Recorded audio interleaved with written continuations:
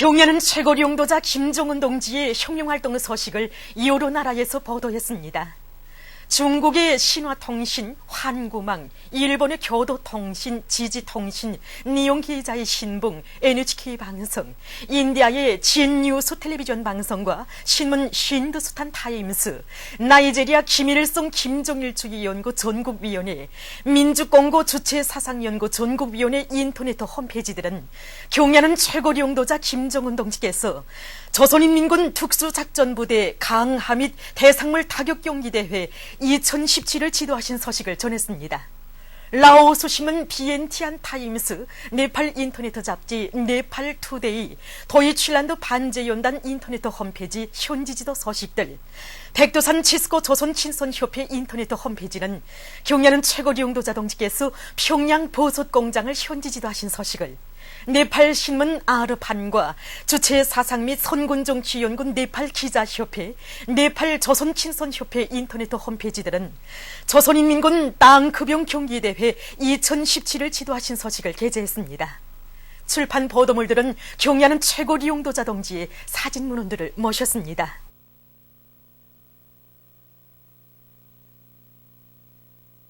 태양절에 즈음하여 백두산 절수위인들의 불멸의 혁명업적에 관한 아메리카 지역 인터넷 토론회가 2017년 백두산 위인 칭송대회 아메리카 지역준비위원회와 페루 준비위원회 공동 주최로 7일 리마에서 진행됐습니다. 토론회는 2017년 백두산 위인 칭송대회 아메리카 지역준비위원회와 지역의 12개 나라 준비위원회들, 페루의 정계 사회계 인사들, 출판 보도 관계자들, 시민들, 여러 나라의 조선인민과의 친선 및 연대성 단체 인사들, 그리고 페루 주재 우리나라 특명전권대사와 대사관 성원들 등이 참가했습니다. 토론회에서는 먼저 2017년 백두산 위인 칭송대회 페루 준비위원회 위원장인 페루 공산당 붉은저고 국제비서 다니 팔레로 로페라가 기조보고를 했습니다. 토론회에서는 2017년 백두산 위인 칭송대회 조선준비위원회를 비롯해서 세계 여러 나라와 지역 준비위원회들에서 토론회 앞으로 보내온 편지들이 소개됐습니다. 계속해서 토론들이 진행됐습니다. 토론회가 진행되는 전기간 발언자들은 조선인민의 최고리 용도자 김정은 동지 만세, 사회주의 조선 만세 등의 구호들을 외쳤습니다. 토론회에서는 경야는 최고리 용도자 김정은 동지께 올리는 편지가 채택됐습니다.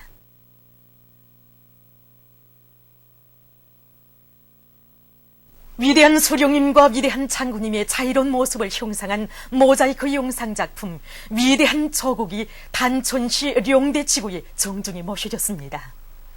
단천시 령대지구에 수산사업소를 내오도록 하시고 걸음걸음 따뜻이 손잡아 이끌어주신 위대한 수령님들의 불멸의 령도 업적을 가슴 뜨겁게 돌이켜보며 이곳 일꾼들과 근로자들은 위대한 수령님과 위대한 장군님의 높은 뜻을 받들어 경야는 최고리 용도자 동지의 령도 따라 이 땅 위에 황금의 역사를 끊임없이 펼쳐나감으로써 나라의 수산업 발전과 인민생활 향상에 참답게 이바지해 갈 결의를 굳게 가다듬었습니다. 청년들을 우리 당의 믿음직한 후비대 적후대로 준비시키기 위한 사업에서 좋은 경험을 창조한 모범적인 청년동맹 일꾼들의 경험 발표회가 황해남도와 함경북도, 량강도에서 각각 진행됐습니다. 발표들에서 토론자들은 지난 기간 청년동맹 일꾼들이 청년들을 혁명의 계승자, 참된 인간들로 키울 때 대한 당의 뜻을 심장에 새기고 뒤떨어진 청년들을 뜨거운 동제를 지니고 모범적인 동맹원으로 키운 과정에 대해서 얘기했습니다. 각급 청년동맹 일꾼들은 이들의 귀중한 경험을 본받아 동맹원들의 정치적 생명을 책임지고 보호해주며 그들과 생사고락을 같이 하는 친근한 맏형 맏누이가 돼서 모든 청년들을 위대한 청년 강국의 당당한 주인공들로 억세게 키워나갈 결들을 굳게 다짐했습니다. 발표회들이 끝난 다음 축하 공연들이 있었습니다. 함경남도에서 이곳 도안의 청년들과 어렵고 힘든 부문에 진출해서 위훈을 창조해 나가고 있는 청년 혁신자들과의 상봉 모임이 있었습니다. 청년 강국의 주인된 영예를 안고 말리마 시대 격전장들마다에서 청춘의 열정을 다 바쳐 보람찬 위훈을 창조해 나가고 있는 청년 혁신자들의 감동 깊은 얘기는 말리마 속도 창조를 위한 사회주의 경쟁 열풍으로 세차게 끌어번지고 있는 이곳 도안의 청년들의 가슴마다에 혁명열 투쟁열을 더해주었습니다.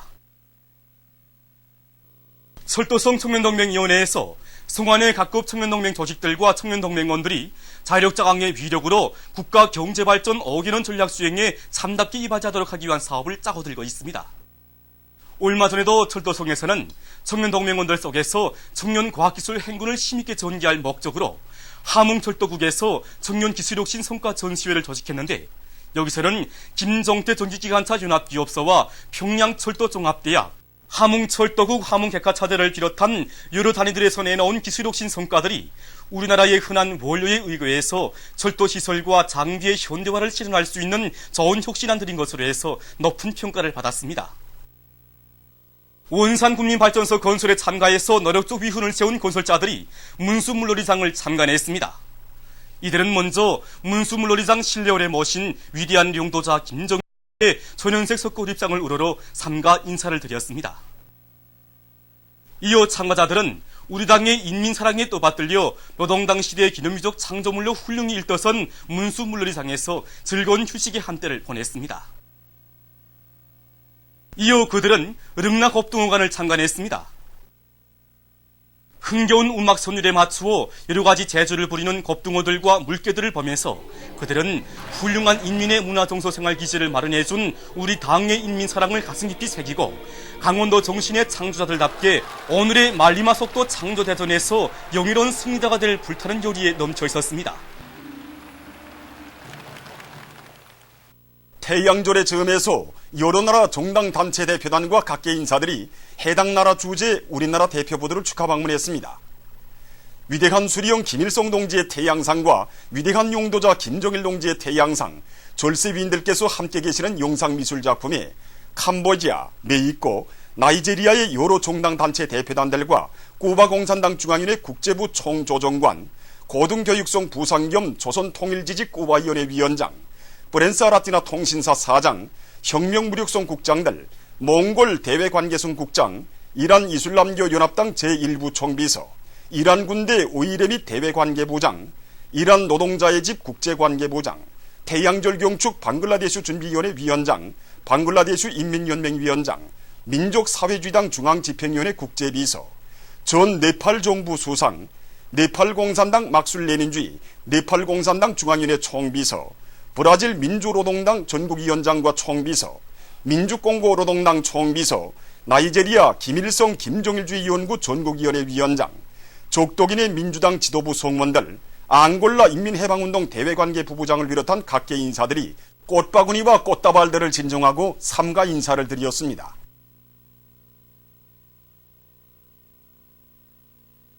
김일성화와 김정일화 전시회들이 태양절의 즈음에서 중국 단동 김일성화 김정일화 원실, 금만계 연영 심양 화공 유한공사, 길림시 두삼 경제무역 유한공사, 기내 김일성화 김정일화 협회의 주최로 진행됐습니다. 전시회장들에는 인류의 뜨거운 마음에 떠받들려 활짝 피어난 수백 쌍의 김일성화와 김정일화들이 황홀경을 펼쳐놓았습니다.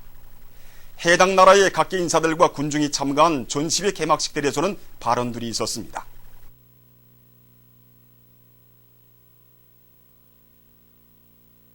미제 침략군과 일본의 자위대 무력이 28일 우리 공화국을 노린 공중합동군사연습을 벌려놓았습니다. 미제 침략군의 핵항공모함 칼빈손호에서 이륙한 전투기들이 오키나와 동쪽 상공에서 일본 항공자위대의 전투기들과 공중전 훈련에 광분했습니다. 칼빈손호 핵항공모함 타격단과 일본의 전투기, 호위함들을 비롯한 항공, 해상자위대 무력이 여기에 투입됐습니다. 이번 합동군사연습을 두고 일본의 한 신문은 조선에 대한 압력을 강화하려는 데 그 목적이 있다고 밝혔습니다. 미제 침략군은 지난 23일부터 일본 자위대 무력과 함께 우리 공화국을 목표로 한 침략전쟁 연습을 벌이고 있습니다. 남조선과 주변의 전략자산들을 대대적으로 끌어들이는 한편 일본 남조선 괴뢰들과 합동군사 연습을 계속하고 있는 미제의 책동은 조선반도 긴장 상태에 대한 국제적 우려를 더욱 증폭시키고 있습니다. 보도를 마칩니다.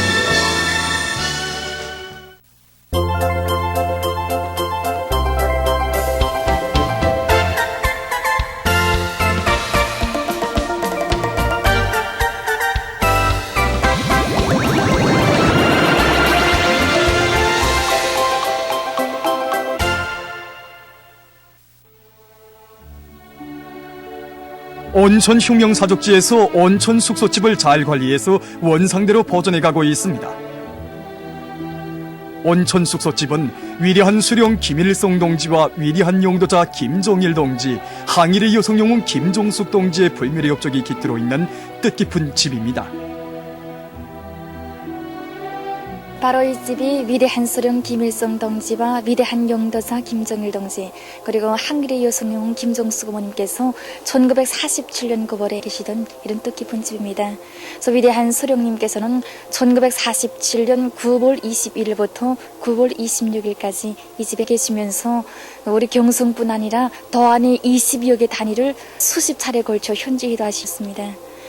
김종숙 어머님께서는 수령님의 사업 보좌를 위해서 1947년 8월 28일에 위대한 장군님과 함께 우리 경성으로 먼저 내려오셨습니다.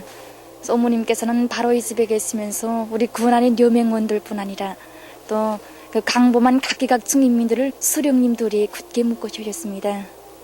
이 가정에 텔레비전 연속 소설 오늘도 서 있는 집 원형인 박주량도 품소 만나주신 어머님께서는 기업가들이 지난 날에는 자기 자신만을 위해서 기업을 운영하였다면 해방된 오늘에는 세조국 건설과 인민생활 향상을 위해서 살아야 한다고 하시면서 김일성 장군님께서 가르쳐 주신 대로 힘 있는 사람은 힘으로, 또 지식 있는 사람은 지식으로, 돈 있는 사람은 돈으로 건국사회에 이바지해야 한다고 하셨습니다. 우리 사적 건물 디오란에 가시면 위대한 장군님께서 5살 어리신 나이에 달개 효의 비밀을 밝혀내신 그 닭장과 어머님께서 이용하신 발방학관이 있습니다.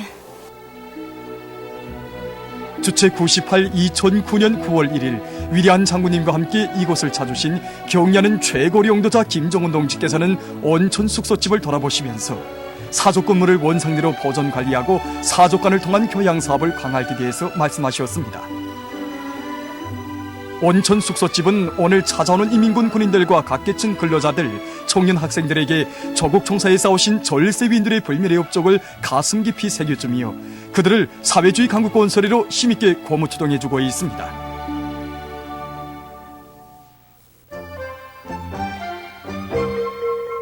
강원도 성배전부에서 안변군 풍화리 지구에 꾸려놓은 후방기지 운용을 잘해서 그 덕을 보고 있습니다.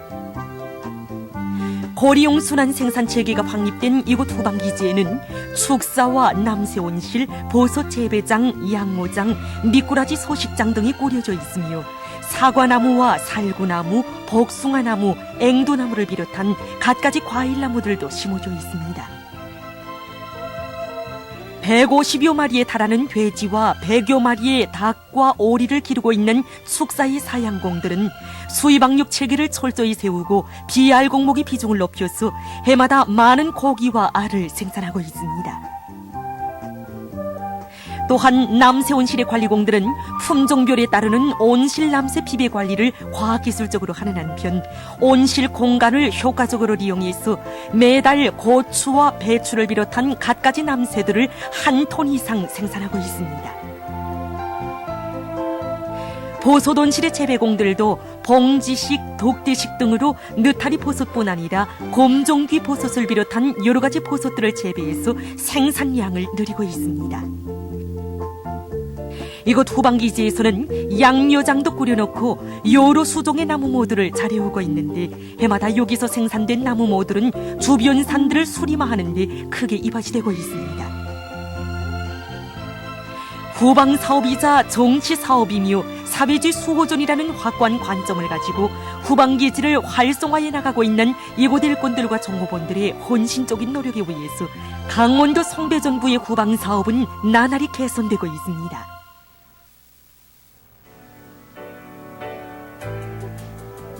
희촌 갱목생산사업소에서도 후방기지를 잘 꾸려놓고 종업원들의 후방사업을 개선해 나가고 있습니다. 이곳 사업소에서는 소위 방역기관과의 긴밀한 연계 밑에 집짐승들에 대한 예방접종을 강화하는 한편 관리공들의 책임성과 역할을 높여 집짐승 사양관리를 과학기술적으로 해나가고 있습니다. 특히 남새온실 안에 집짐승 우리를 지어 거리용 순환 생산 체계를 세운 이곳 사업소에서는 여기서 나오는 물고름으로 배추와 쑥갓을 비롯한 갖가지 남새를 많이 생산해서 종업원들의 식생활을 향상시키고 있습니다.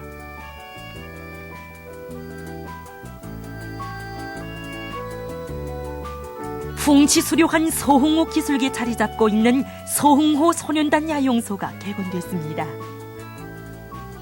이곳 소년단 야영소에는 3개의 야영각과 회관 등이 있는데 침실과 식당, 자연관찰실, 민속요희 및 체육오락관, 롤러스케이트장 등 모든 야영 조건과 환경이 학생들의 야영 생활에 불편이 없게 꾸려져 있습니다. 자라나는 새 세대들을 나라의 귀중한 법외로 내세우시며 따뜻이 품어안아 보살펴주시는 경야는 원수님의 숭고한 후대의 사랑, 미래 사랑 속에 개건된 이곳 소년단 야영소에서는 지금 황해북도 안의 학생 소년들이 배운 지식을 공고히 다지고 몸과 마음을 튼튼히 단련하며 즐거운 야영의 나날을 보내고 있습니다.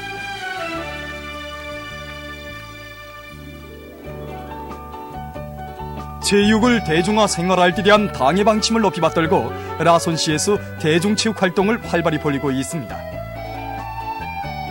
이곳시에서는 기관 기업소들에서 배구와 롱구, 탁구를 비롯한 체육 경기들을 자주 조직 진행하도록 해서 체육에 대한 근로자들의 의욕심과 집단주의 정신을 높여주도록 하고 있습니다. 얼마 전에도 이곳시에서는 기관 기업소 일꾼들의 체육 경기를 조직 진행했는데 시민위원회와 시청년동맹위원회, 시농촌경기위원회 선수들이 지난 기간 대중체육 활동을 활발히 벌려는 나날에 리언만 높은 체육기술과 집단주의 위력을 잘 보여주어 우수한 성적을 쟁취했습니다. 우리 당의 력사문화 유적 보존 정책을 높이 받들고 묘양산 력사박물관에서 력사 유적 다란이 속당과 보현사비를 잘 보존해가고 있습니다. 다란이 속당은 원래 1027년에 피현군 속동리 불종사에 세운 것인데 지난 조국해방전쟁 시기 미제의 야수적 폭격 만행에 의해서 조리 불탄 후 묘향산의 보현사로 옮겨졌습니다. 높이가 6.23m인 다란이 속당은 맨 밑에 2단의 기단이 있고 그 위로 받침돌, 몸돌, 3층의 지붕돌이 차례로 놓여 있습니다. 맨 위에는 보주가 있습니다. 속당은 아래우 2층의 기단이 두툼하고 세련된 연꽃 무늬가 새겨져 있고 받침돌의 맨 위에는 사자를 생동하게 조각했습니다. 3층으로 경쾌하게 얹은 지붕돌에는 추녀 마루를 도드라지게 세우고 추녀들은 약간 쳐들리게 만들어 균형이 잘 잡히고 정교하게 꾸몄습니다. 몸통 부분은 2개의 돌을 연결시켜 만들었는데 오늘까지도 그 이음줄이 조금도 드팀이 없이 잘 물려져 있습니다. 이처럼 다란이 속당은 조형적 구성과 조각 수법이 통일된 조화를 이룬 매우 훌륭한 예술 작품입니다. 1141년에 세운 보현사비는 보현사의 내력을 적은 비석입니다. 받침돌과 몸돌로 되어 있는 비석의 높이는 2.45m, 너비는 1.12m입니다. 몸돌의 정면 웃부분에는 묘향산 보현사칙이라는 비문의 제목을, 그 아랫부분과 후면에는 1200여자의 비문을 새겼습니다. 비문의 글씨체는 해소체입니다. 정면에는 보현사의 내력을 적었으며 후면에는 보현사의 관할 밑에 있는 여러 중들의 이름을 적었습니다. 우리 선조들의 높은 예술적 재능이 반영되어 있는 다란이 석당과 우리나라 중세기의 역사, 특히 고려 시기 토지 제도와 사회 경제 형편을 보여주는 보현사비는 찾아오는 사람들의 가슴 속에 조선민족의 우수성을 깊이 새겨주고 있습니다.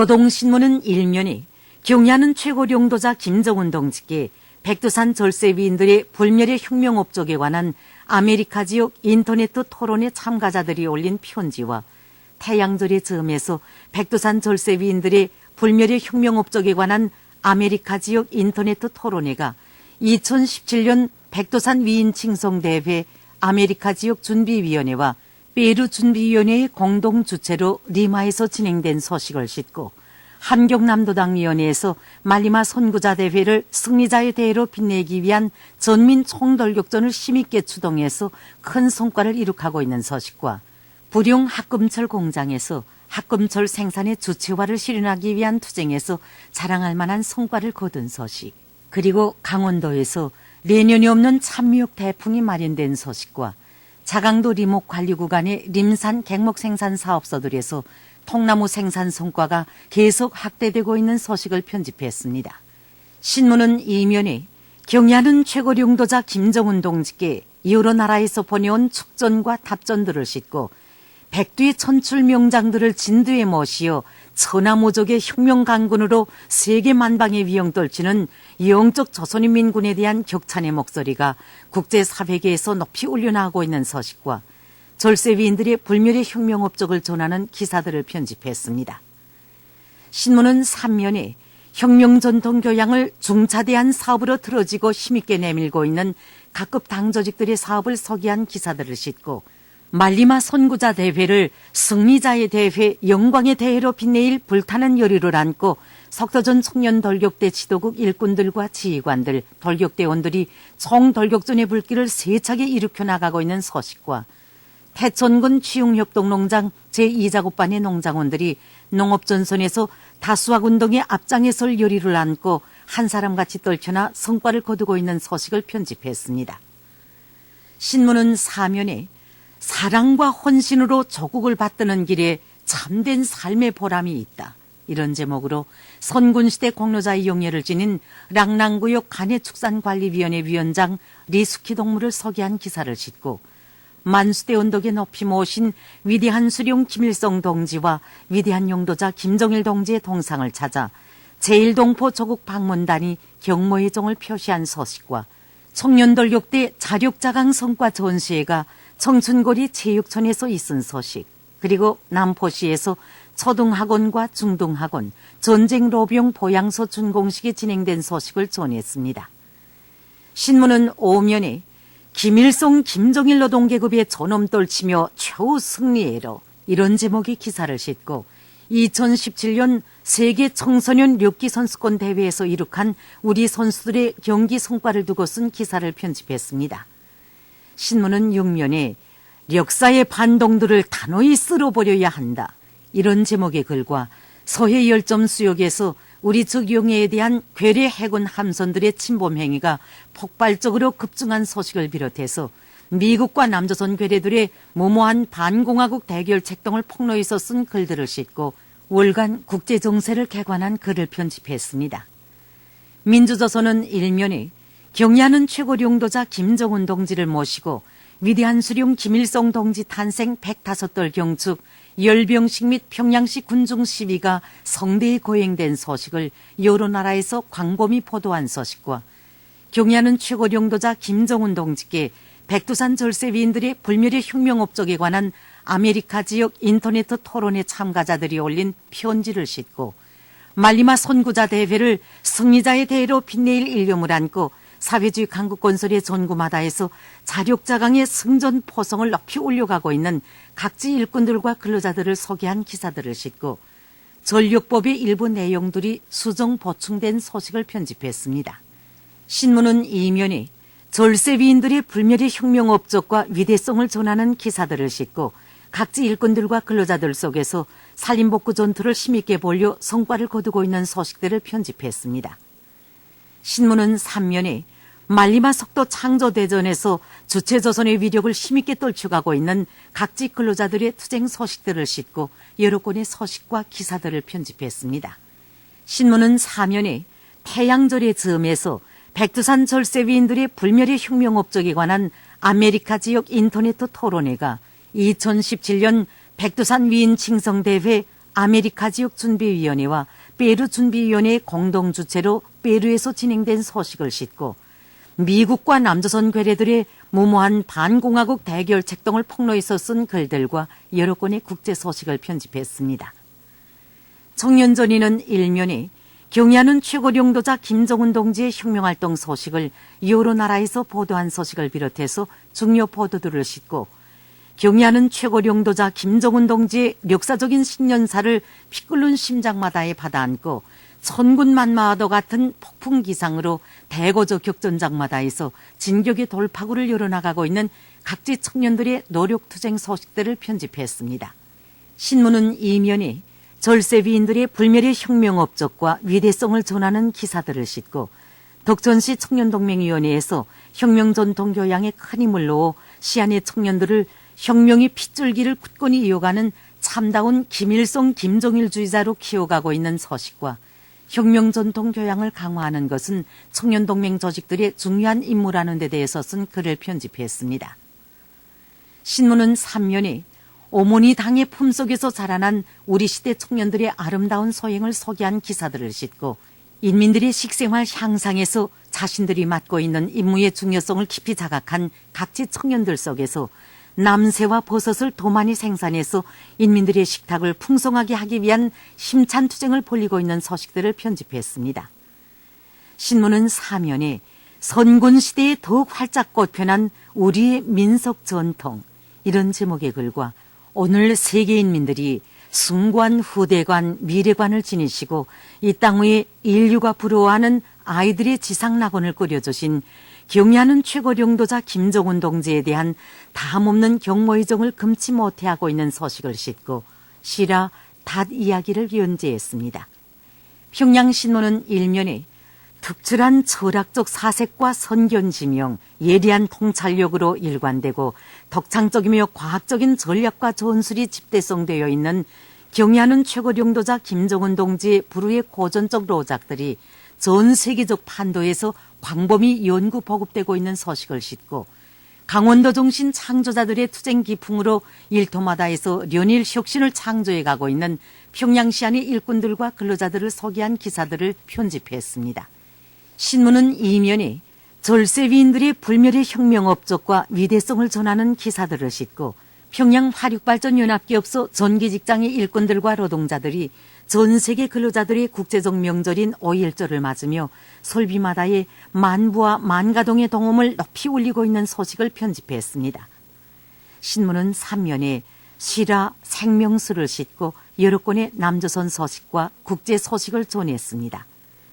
신문은 4면에 조선작가동맹중앙위원회의 작가들이 말리마 선구자 대회를 향한 전민 총돌격전에 박차를 가해주는 작품 창작 활동을 힘있게 벌이고 있는 소식을 비롯해서 여러 건의 사회문화 기사를 싣고 단편 실화 소설 생명지표를 연재했습니다.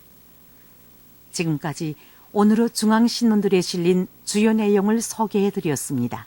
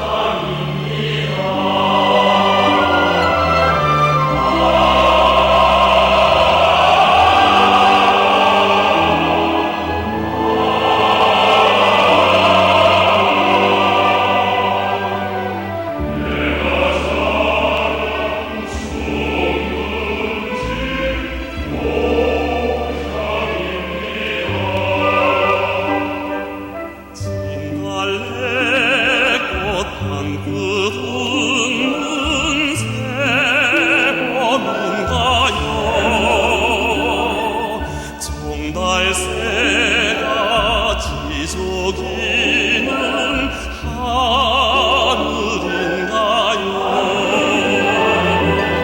봄날처럼 따사로운 저의 꿈은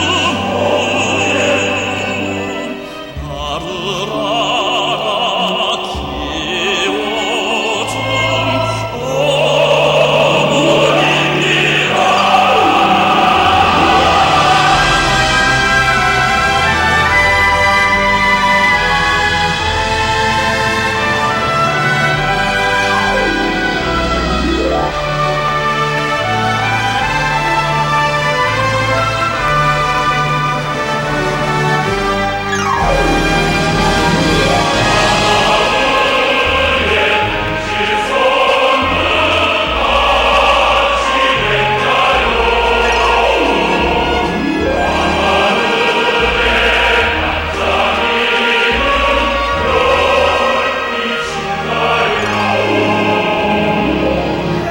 햇빛처럼 밝고 밝은 저의 품은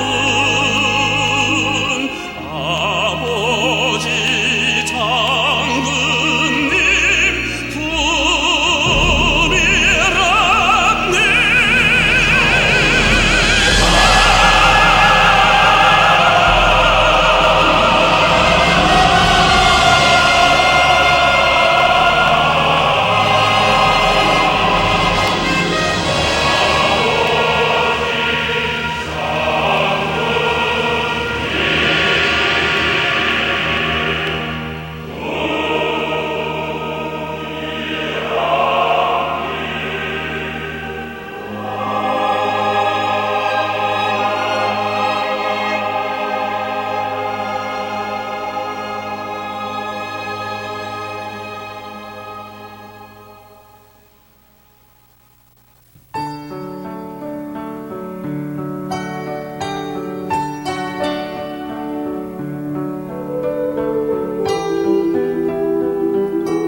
청소년 시절 위대한 장군님께서 불후의 고전적 명작 우정에 대한 생각을 창작하신 때로부터 어느덧 60년의 세월이 흘렀습니다.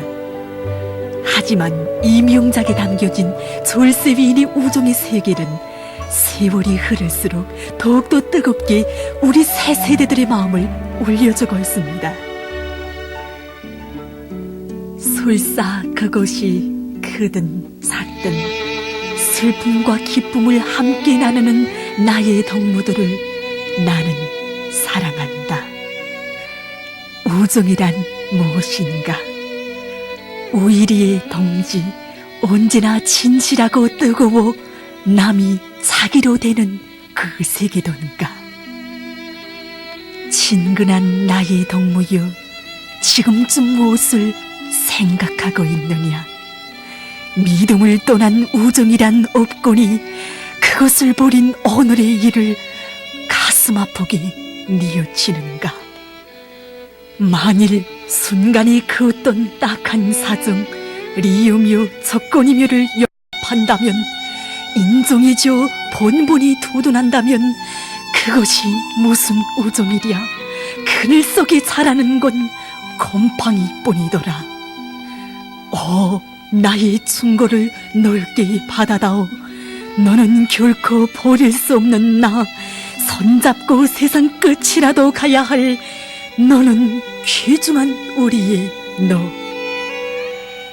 동무여, 참다운 우정이란 무엇이랴? 가슴이 따로 돈 심장이 없는, 비록 몸은 낱낱으로 되었어도 심장은 하나인 우리들의 넋이 아니랴. 그렇다, 우리들의 넋이다. 우정은 조국을 떠나 가치 없고 집단을 위해서만 의미가 있는 성스러운 위협에 향한 충실성, 그것으로 맺어지는 우리들의 넋이다. 믿어다오. 나의 우정은 생사운명같이 할 하나의 신념 위에 피는 꽃, 내 삶의 전부와도 같은 것이여라. 정말 이 구절구절마다에서 얼마나 뜨겁고 깊은 우정의 세계가 안겨옵니까? 그래서 오늘 여러 연구자 선생님들의 얘기를 들으면서 이 불의의 거전적 명작, 우정에 대한 생각에 깃들어 있는 이 순간 우정의 세계를 다시금 새겨보려고 이렇게 자리를 마련했습니다. 학생 동무들, 위대한 장군님께서 불의의 거전적 명작 우정에 대한 생각을 언제 창작하셨는지 알고 있습니까? 위대한 장군님께서는 1957년 4월 30일에 일기를 실어 쓰셨는데 그것이 바로 불의의 거전적 명작 우정에 대한 생각이었습니다. 위대한 장군님을 모시고 학창시절을 보낸 선생님들이 실제 체험한 이야기를 듣고 싶습니다. 우리 장군님의 우정에 대하여 생각할 때 내가 제일 잊혀지지 않는 것은 1957년 2월 16일에 있은 일입니다. 그날 우리 학급의 한 동무는 위대한 장군님께 기념이 될 만한 것을 드려야겠는데 소박한 그림을 마련하는 것이 쑥스러워서 그것을 몰래 가방에 넣어드렸습니다.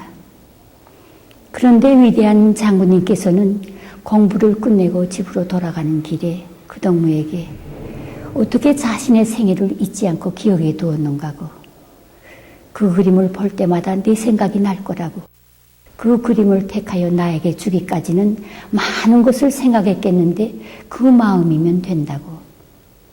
진정으로 생각하고 진실하게 도와주는 여기에 참된 동지애가 있다고 하셨습니다. 그러시면서 동지애는 뜻을 같이 하는 사람들 사이에 오가는 사랑을 의미하는데 반드시 혁명적 의리에 기초해야 한다.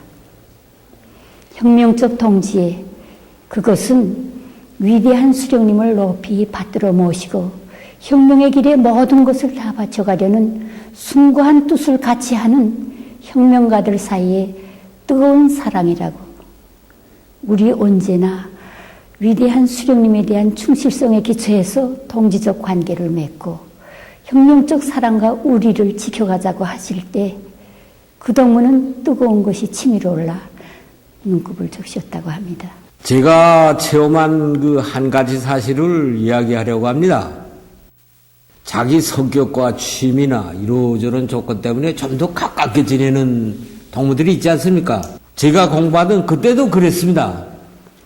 가깝게 지내는 그 몇 동무들이 있었는데 자별나게 그 지내는 건 좋은데 서로 이렇게 끼리끼리 자꾸 매서 얘기를 하다 나니까 집체적으로 모이는데도 빨리 제때로 참가도 못해. 또 가깝게 지내다 나니까 결함을 싸고도 돌고 돼.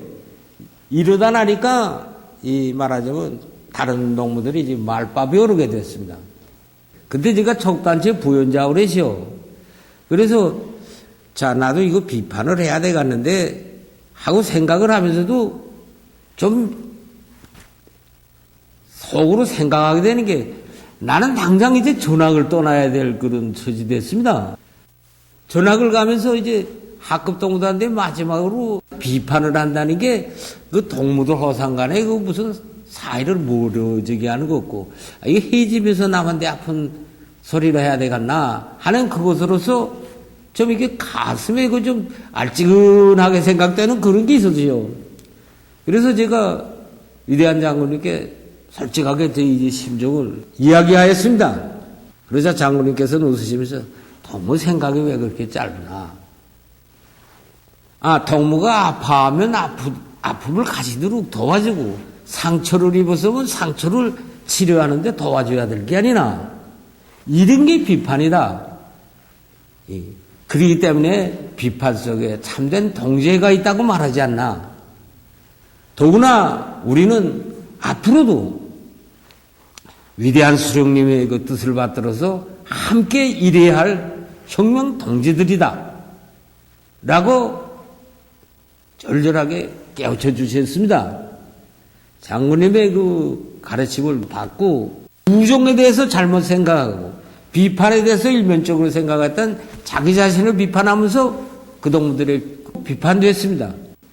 그런데 제가 이 전학 가는 바로 그날 위대한 장군님께서 제가 비판했던 동무들과 같이 그 볼펠 날리는 흰눈을 맞으시면서 평양 역전에까지 나오셔서 저를 바라주셨습니다.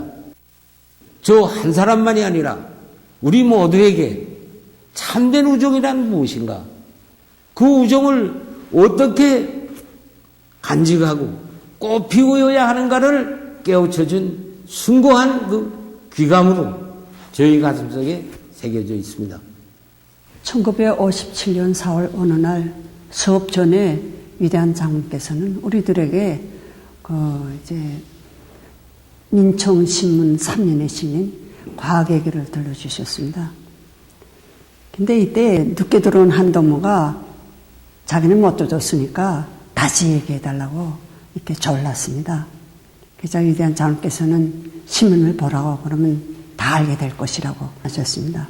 사실 그 동무는 책을 보거나 신문을 봐도 건성건성 이렇게 보는 그 나쁜 습관이 있었습니다.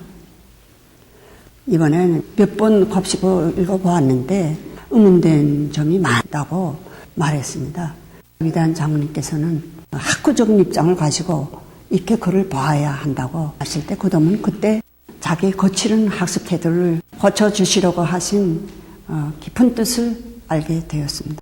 1957년 10월에 학급의 한동우가 편도선염 수술을 받았는데 위대한 장군님께서는 밤늦게 병원에 전화를 거시어 일이 있어 병원에 가지 못했다고 수술이 어떻게 됐는가고 물으셨습니다. 그러시고는 다음날 아침 일찍 병원에 들리시고 오후에 또다시 병원을 찾으셨습니다. 식사 중용도 알아보시고 호실의 온도도 가늠해 보시며 구동무는 추위를 잘 타기 때문에 덥게 해주어야 한다고 하실 때 의사 선생님과 간호원들은 그 뜨거운 인정미에 마음 적셨다고 합니다. 위대한 장군님께서는 그동무가 입원한 기간 그 학습에 빠졌으니까 빠진 그 내용을 직접 이렇게 중요한 내용을 정리도 하고 그 다음에 퇴원에 나온 다음에 그것을 학습하는 데 참고하도록 주셨습니다. 정말 되새겨볼수록 위대한 장군님께서 지니셨던 이 숭고한 우정의 세계와 함께 이 문학적 재능이 집대성되어 있는 명작 중의 명작이라는 생각으로 이 가슴이 막 후도집니다. 그렇습니다. 위대한 장군의 불의 고전적 명작은 우정이란 무엇인가 라는 물음을 제기하고 시 형상의 법과 시의 사상 정서를 보다 높은 세계로 승화시켜서 우정은 단순히 너와 하나의 세계가 아니라 조국과 인민을 위하여 그리고 동무들과 집단을 위하여 자기를 기꺼이 바칠 때 그것이 참다운 우정이라는 새로운 철학적 의미를 밝혀주고 있습니다. 시 속에 시가 있다는 말이 있지 않습니까? 그래서인지 명작의 구절구절을 새겨보는 우리 학생들의 감흥이 특별히 남다른 것 같습니다. 선생님, 우리는 이 시에 담겨진 깊은 뜻을 도달하기 위하여 위대한 장군님의 청소년 시절에 대한 책들을 많이 읽는데 그 내용들은 모두 감동적이고 우리가 따라배워야 할 숭고한 모범들이었습니다. 그래서 우리는 위대한 장군님의 학창시절에 빛나는 모범들을 따라 배우는 과정이 참다운 우정의 세계를 시작품에도 담아보았습니다. 그렇습니까? 그럼 이번에는 우리 학생 동무들의 이야기도 듣고 시도 들어보는 게 어떻습니까? 좋습니다. 제가 먼저 이야기하겠습니다. 1954년 4월 어느 날 산수 시간이었는데 숙제장을 미처 마련하지 못한 동무가 있었습니다. 수업이 끝나자 위대한 장군님께서는 새 학습장 표지에 쓰셨던 자신의 이름을 지으시고 그것을 그 동무에게 주시었습니다. 그런데 다음날 그이께서 펼쳐놓으신 학습장을 본 동무들은 모두 놀랐습니다. 사실 전날 그이께서 학습장을 주실 때에는 여분이 있으리라 생각했댔는데 가져오신 학습장은 한쪽 면에 글자가 찍힌 종이장들을 뒤집어 다른 쪽 면에 쓰게끔 살수만 치신 학습장이었습니다. 그날의 가슴 뜨거운 이야기를 저는 시에 담아 옳겠습니다.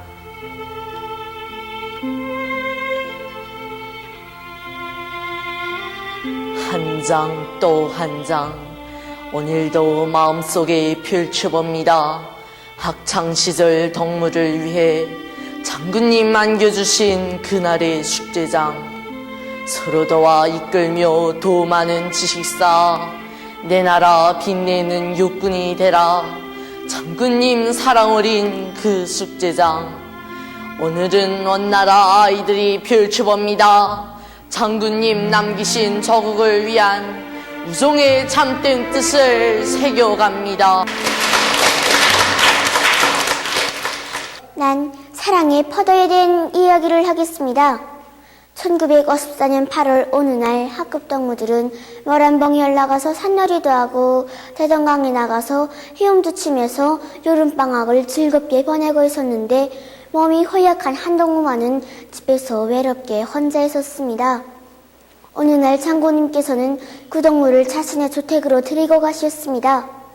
너 언젠가 포도를 먹고 싶다고 했지? 이렇게 장군님께서 물으셨는데 그 동무는 도무지 기억이 나지 않았습니다. 그리 오래된 일도 아닌데 벌써 잊었는 거고 하시며 장군님께서는 그 동무에게 초여름에 감기를 앓고 있는 그 동무의 집에 폭문안을 갔을 때 그 동무의 어머니가 시원한 포도를 먹고 싶어 한다고 한 말을 다시 이야기해 주셨습니다. 그때 너에게 포도를 가져다 주지 못한 것이 늘 가슴에 걸렸는데 오늘 마침 포도가 생겼기에 네 생각이 나서 데리고 왔다고 하시는 장군님의 뜨거운 사랑과 인정에 목매어 그 동무는 그만 눈물을 흘리고 말았습니다. 난 이 이야기를 읽으며 동시 사랑의 포도를 지었습니다. 어쩌면 알알이 잘 익었을까? 보랏빛 성리성리 탐스러운 포도, 앓고 있던 동무의 그 작은 손에 장군님 안겨주신 사랑의 포도, 열매 익는 계절은 한철이어도 언제나 안아보는 그날의 포도, 우리의 가슴속에 새겨집니다. 우정의 거운 마음 가꿔줍니다. 난 1957년 봄 위대한 장군님께서 동무들과 함께 장산에 나무를 심으시던 그때 이야기를 하겠습니다. 그날 장군님께서는 다른 동무들과 함께 밥과 굴산 포자기를 두시고 삽을 미시고 장산에 오르셨습니다. 하늘꾼이 나무 심는 방법이며 주의할 문제에 대해서 알려주는데 이때 유독 한 동무가 장난을 하고 있었습니다. 그때 장군님께서는 식수에 대한 지식을 모르고서는 나무를 잘 심을 수 없다고 일깨워 주셨습니다. 그리고 나무를 심을 때 그 동무가 땅이 굳다고 하면서 구덩이를 대충대충 파는 것이었습니다. 그것을 보신 장군님께서는 그렇게 하면 안 된다고 하시며 멈춰 삽을 두시고 구덩이를 파셨습니다. 그날 장산에 나무를 많이 심어 푸른 숲으로 뒤덮이게 향한다고 하시는 장군님을 우러르며 동무들은 참다운 해국에 대해서 깊이 생각해 보았다고 합니다. 그래서 난 동시 솔리라 저곡의 푸른 숲표를 지었습니다.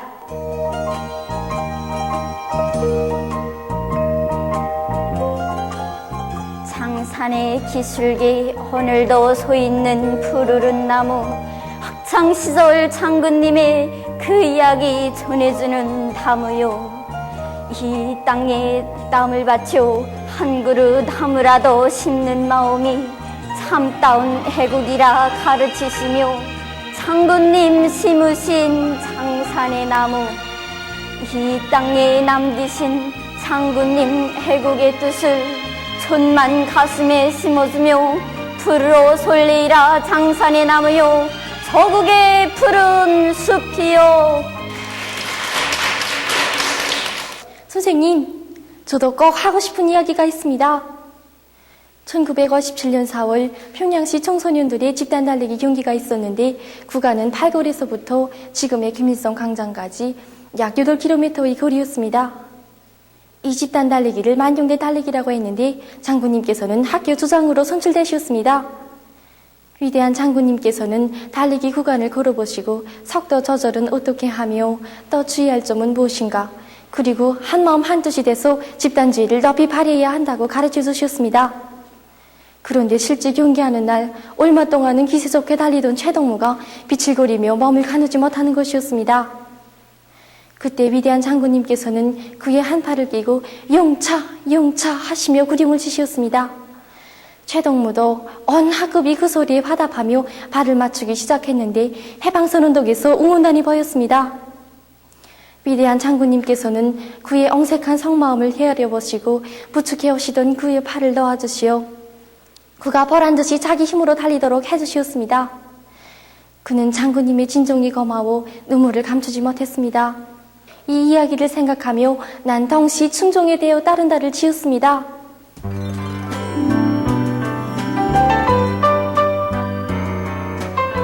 해방산 기슭에 울려 퍼졌다. 용차 용차 발걸음소리. 학창시절 장군님 이끄시는 대오다. 서로 도와 팔을 끼고 어깨를 엮고 온 학급이 한마음 한걸음으로 힘차게 달려가는 우리 대오다. 뜻도 하나 마음도 하나 장군님 따르던 그 대오. 김정은 원수님 받드는 길에 오늘은 천만이 충종의 대오로 따라 나섰다. 정말 들을수록 끝이 없고 새길수록 뜨거운 우리 장군님의 청소년 시절 이야기입니다. 오늘 평양제일중학교 혁명사적 교양실을 참관하면서 불의의 거전적 명작 우정에 대한 생각을 다시금 가슴에 새기고 또 많은 얘기를 들은 우리 학생 동무들의 심정은 어떠한지 누가 한번 얘기해 보겠습니까? 제가 이야기하겠습니다. 저는 오늘 우리가 학창시절부터 간직해야 할 참된 우정이 어떤 것이어야 하는가에 대해서 다시금 깊이 생각하게 되었습니다. 참된 우정을 가슴에 안고 위대한 장군님의 영광스러운 청소년 시절 사적이 깃들어 있는 평양제일중학교 학생답게 경리하는 원수님의 높은 뜻을 앞장에서 받들어 나가겠습니다. 저는 참다운 우정은 위대한 수령님을 높이 받들어 모시고 수령님께서 가르치시는 혁명의 길에 자기의 모든 것을 다 바쳐 나가는 데서 빛나는 것이라고 하신 위대한 장군님의 가르치심을 가슴에 새기고 경리하는 원수님을 더 잘 받들어 나가는 데서 참다운 우정을 꼽혀 나가겠습니다. 예, 우리 장군님 지니셨던 우정의 세길은 새 세대들 모두가 오늘도 내일도 영원히 간직하고 따라배워야 할 숭고한 모범이라고 생각합니다. 그럼 불의의 거전적 명작 우정에 대한 생각을 다시 한번 읊어보는 것으로서 오늘 모임을 마치자고 하는데 어떻습니까? 좋습니다.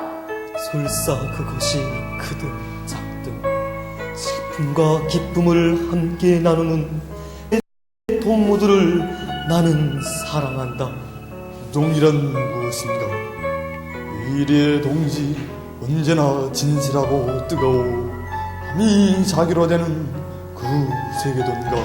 친근한 나의 동무요, 지금쯤 무엇을 생각하고 있느냐? 믿음을 떠난 우정이란 없거니 그것을 버린 오늘의 일을 가슴 아프게 뉘우치는가? 만일 순간에 그 어떤 딱한 사정 이묘 조건임을 용납한다면, 정해져 본본이 투순한다면 그것이 무슨 우정이야? 글 속에 자라는 건 곰팡이일 뿐이더라.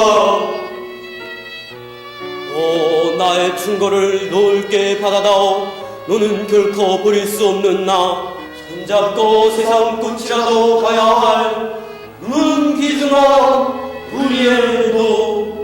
동무요, 참다운 우정이란 무엇이야? 가슴에 따라둔 심장이 없는 기력 머문 낱낱이로 되었어도 심장은 하나인 우리들의 몫이 아니랴. 그렇다, 우리들의 몫이다. 그는 적을 떠나 가치 없고 집단을 위해서만 행동할 이유는 성스러운 위협에 향할 조실성 무서운 내 저지는 우리들의 몫이다. 이러다 나의 우정은 생선령 가치할 하나의 신령에 피는 꽃, 내 삶의 존바도 같은 곳이어라.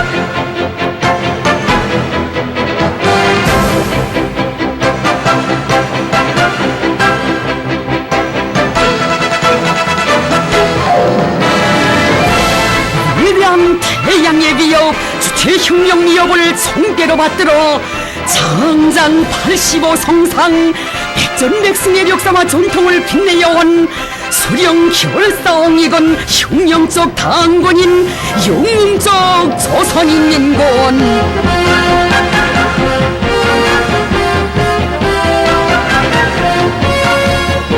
위대한 당예병도 밑에 주체의 건군 위협이 최상의 경지에서 빛나게 실현되고 사회주의 조선의 필승의 위력이 힘있게 과시되고 있는 격동적인 시기에 영적 조선인민군 상권 85덜스를 경축하는 조선인민군 군정 합동 타격 시위가 성대히 진행됐습니다.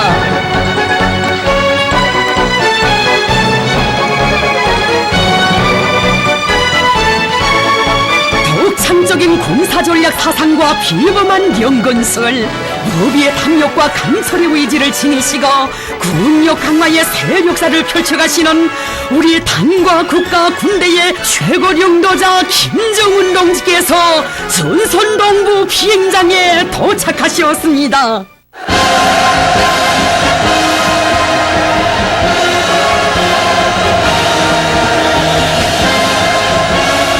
조선인민군 군정 합동 타격 시위를 건군 사상 최대 규모로 조직하도록 하시고 먼저 현지에 나오시어 건군조를 맞는 전체 인민군 장병들에게 축하의 인사를 보내주신 경야는 최고領導자 동지를 우러러 격정의 환호성 터쳤습니다.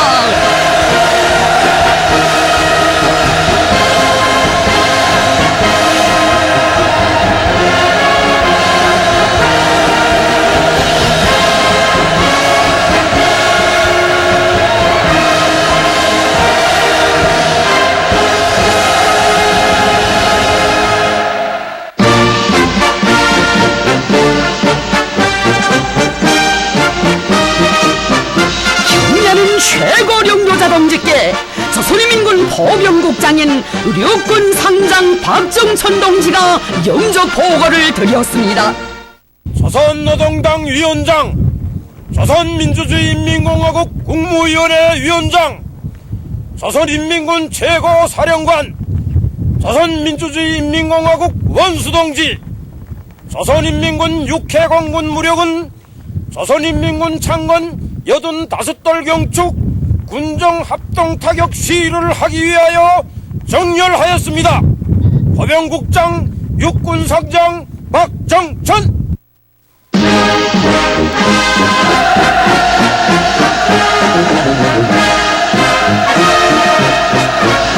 경의하는 최고領導자 동지께서 조선인민군 상권 85돌 경축 군정 합동 타격 시위를 진행하기 위하여 정렬한 조선인민군 해군, 조선인민군 항공 및 반항공군 군인들과 조선인민군 전선 최정예 보병 무력을 사열하셨습니다.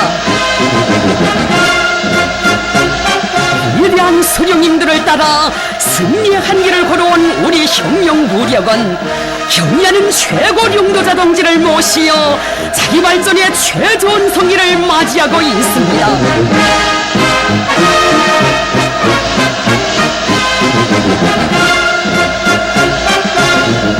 길세의 선군영장의 영도 밑에 김일성, 김정일 전략 전술과 영웅적 투쟁 정신, 완벽한 실전 능력을 소유하고 최첨단 공격 수단들을 다 갖춘 천하무적의 강군으로 장성강화된 조선인민군.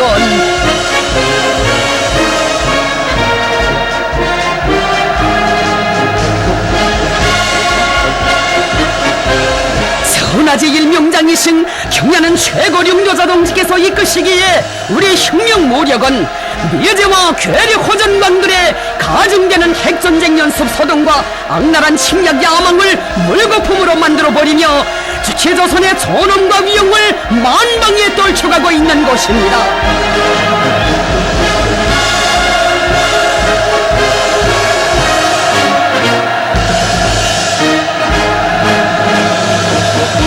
경야는 최고령도자 동지의 령도 따라 반제반미 대결전을 총결산하고 정통일의 역사적 위협을 기어이 이룩하려는 것이 우리 인민군 상병들의 드침없는 의지입니다.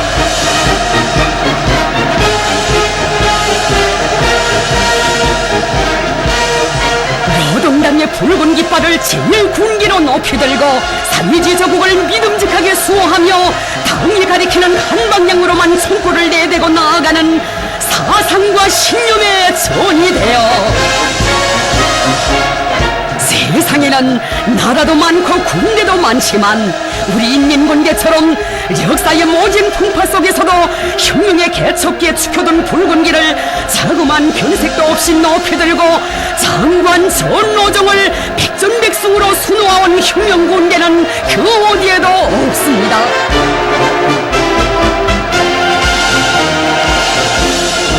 전군의 백두산 훈련 열풍이 세차게 휘몰아치는 석에 항일의 정폭탄 정신이 꽉 들어차고 그 어떤 극악한 조건과 환경 속에서도 전투 임무를 능숙히 수행할 수 있는 실전형의 군대로 강화발전된 우리의 혁명 모력.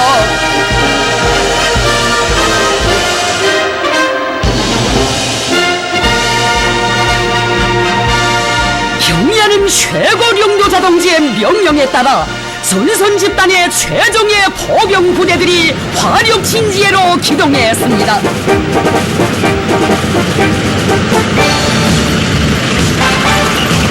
경야는 최고령도자 동지를 결사옹야는 성겹만겹의 성세 방패가 되어 주체 혁명 위협을 손께로 굳건히 탐보해 나가려는 우리 혁명강군의 절의 신념과 의지 주체 무기들마다에 어려 있습니다.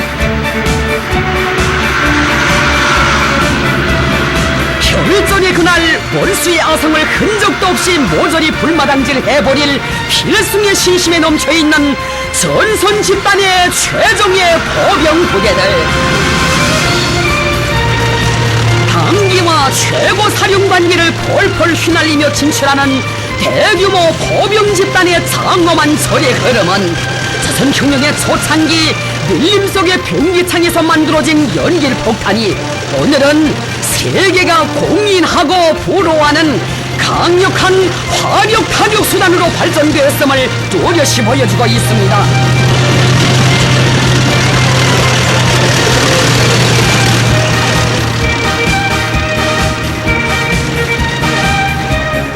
전쟁열에 들떠 미쳐날뛰는 미제와 더러운 조정 세력들의 모리오에 멸종의 불소나기를 퍼붓고 극악무도한 원수들의 서구를 최후멸망의 무덤으로 만들어 놓을 불타는 족개심에 넘쳐있는 인민군 상병들.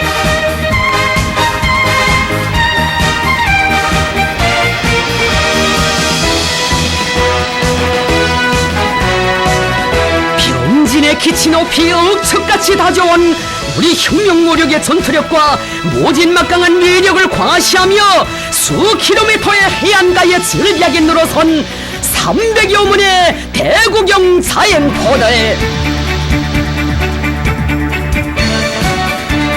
경야는 최고령도자 동지께서 명령만 내리신다면 일격에 미제와 남조선 괴뢰들을 소탕하고 단숨에 남조선을 깔고 앉아 평정해버릴 월수경멸의 우회지 이 장엄한 소래대오에 굽이치고 있습니다.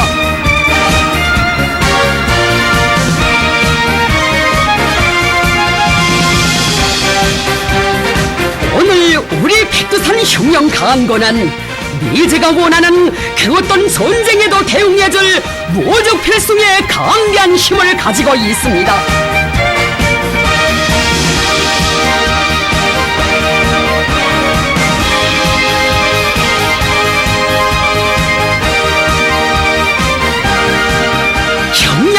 최고령도자 동지께서 조선인민군 군정 합동 타격 시위를 진행할 때 대한 명령을 내리셨습니다.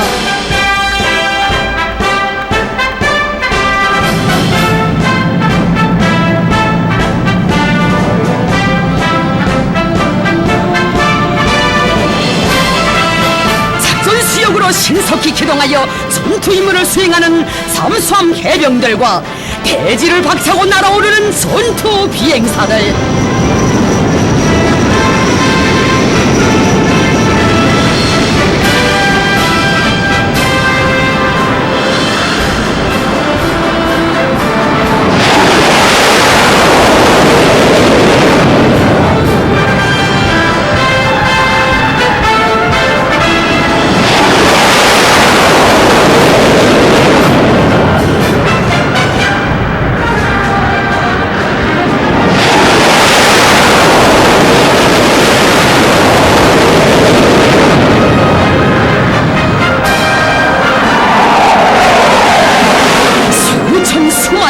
하늘길이 있어도 오직 한 길 수경 결사옹이 저국결사 수호의 한노만을 나르는 하늘의 성세 방패로 튼튼히 준비된 우리의 붉은 배들입니다.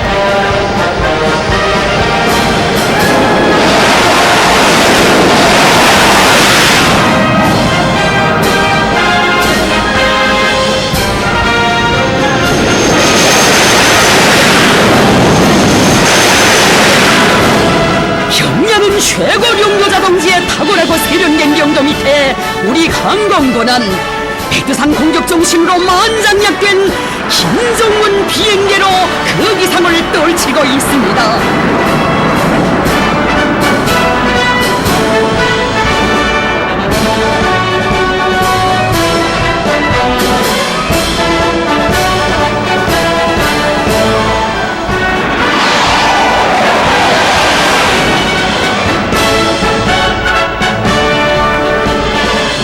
날개 위엔 태양이 있고 우리의 날개 아래엔 평양이 있다는 순정의 마음을 지니고 당중앙을 사수하는 미로운 비행사들이 있어 저국의 하늘은 언제나 맑고 푸른 것입니다.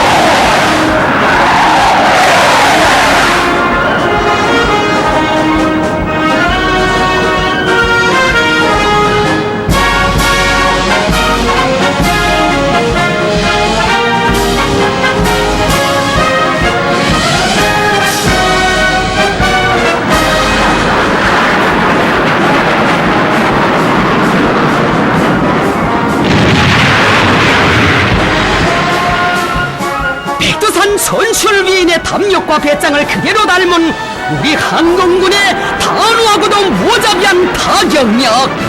전투기들에서 멸종의 폭탄들이 볼소나기 마냥 쏟아졌습니다.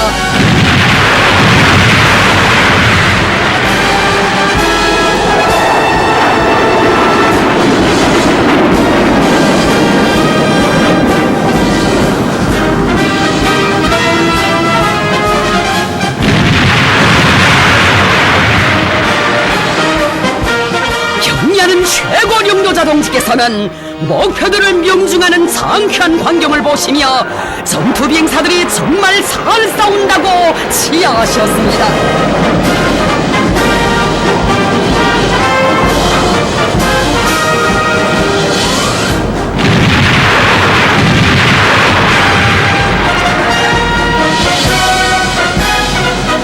미제와 괴뢰 호전강들이 계속 무모한 선제 타격 망동에 미쳐 날뛴다면 백두산 흉영과 안도는 그 어떤 경고나 사전 통고도 없이 하늘과 땅, 해상과 소중에서 가장 처절한 징벌의 선제 타격을 가할 것입니다.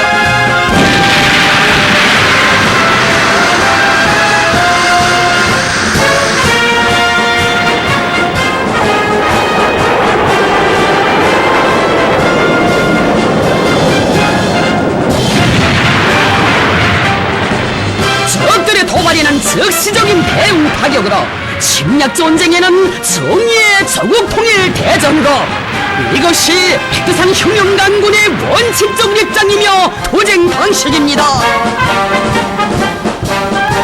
침략자들을 무자비하게 두들겨 팰 우리 시기에 초정밀화되고 진흥화된 미력한 타격 수단들은 이미 실전 배비됐으니 이제가 전쟁의 불집을 터뜨린다면 제놈들의 땅덩어리에서 멸망의 죽음 쓰리선 참패를 당하게 될 것입니다.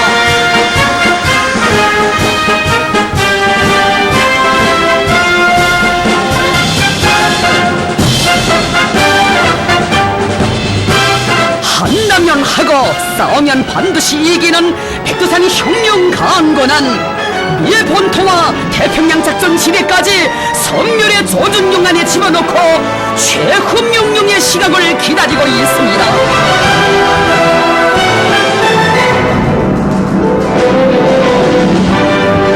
인민의 철천지 원수 미제 침략자들에게 죽음을 주자.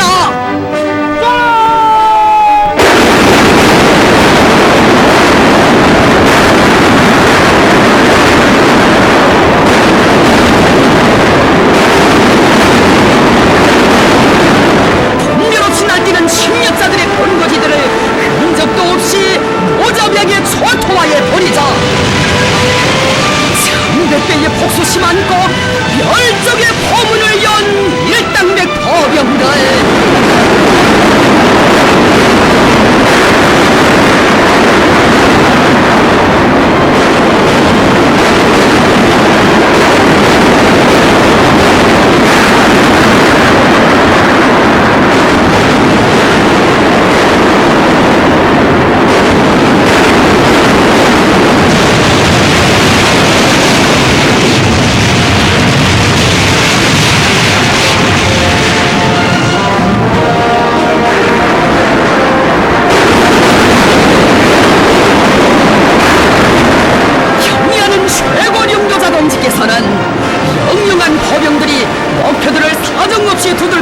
하시면서 적대 세력들에게는 오직 모자비한 신골로 대답하는 우리 일당백 포병 무력의 불의 세례가 어떤 것인가를 잘 보여주고 있다고 말씀하셨습니다.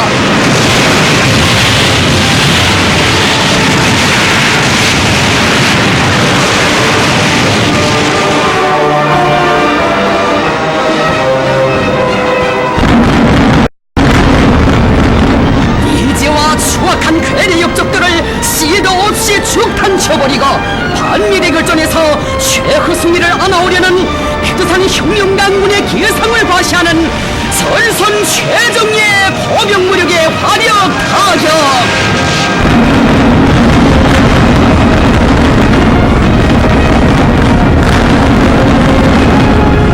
적들이 우리의 거듭되는 경고에도 불구하고 끝끝내 소나무도한 군사적 모험의 길로 나오려고 한다면 우리 혁명 무력은 이미 선포한 대로 강력한 핵선제 타격으로 침략의 아성을 지구상에서 완전히 없애버리고 전국 통일의 역사적 위협을 기어이 성취하고야 말 것입니다.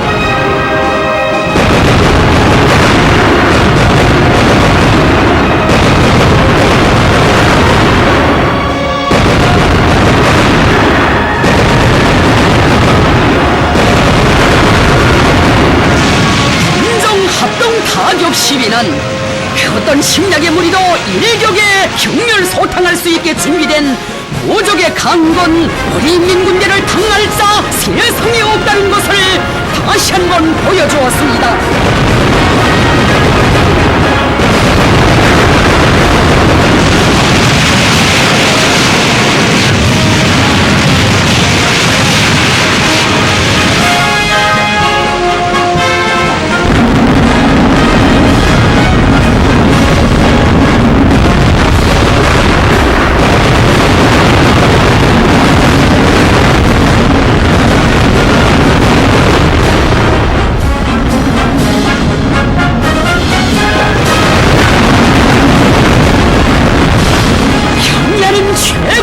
자동직께서는 건군절 85돌세 소리 없는 규모로 성대히 진행된 군정합동 타격 시위는 우리 혁명 무력의 창건자이시며 건설자이신 위대한 수령님과 위대한 상군님께 드리는 백두산 혁명강군의 최대의 경의와 영원무궁한 영광이라고 하시면서 훈련이 성과적으로 진행된 데 대하여 대만족을 표시하시고 인민군 상병들의 비호를 높이 평가하셨습니다.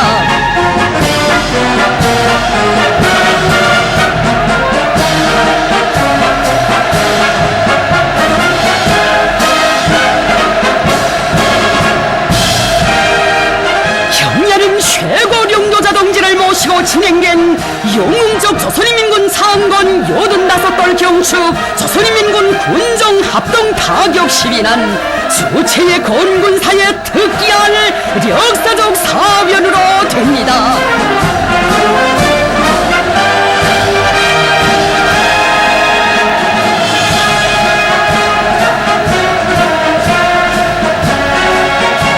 백두산 대국의 강대성의 상징이시며 승리의 기치이신 경야는 최고領導者 김정은 동지의領導 따라 우리 인민군대는 수령 결성이군 혁명적 당군의 역사와 전통을 대루리어 빛내이며 전진하는 사회주의 조국을 손대로 굳건히 지켜갈 것입니다.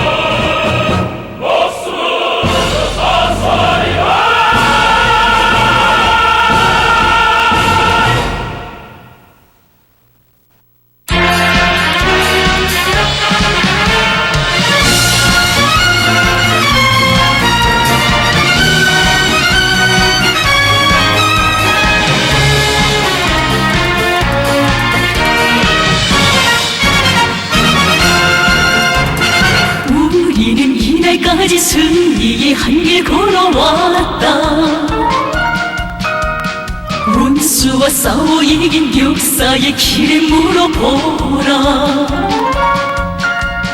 미제의 성적이를 통쾌히 짓밟아버리며 우리가 대그리여 어떻게 싸웠는가를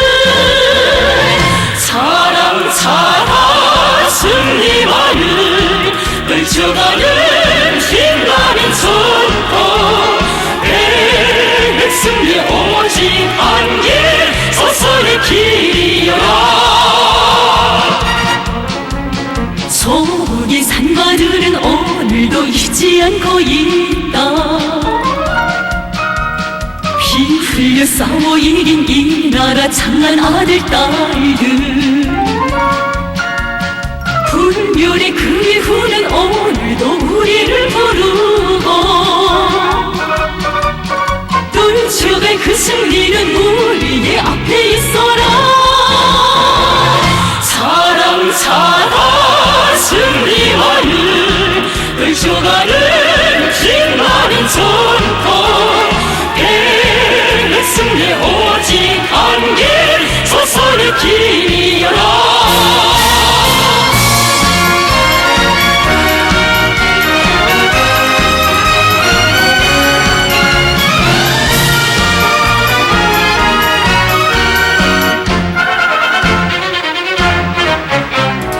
성수는 국기 위에 태양이 빛바른 곳이다.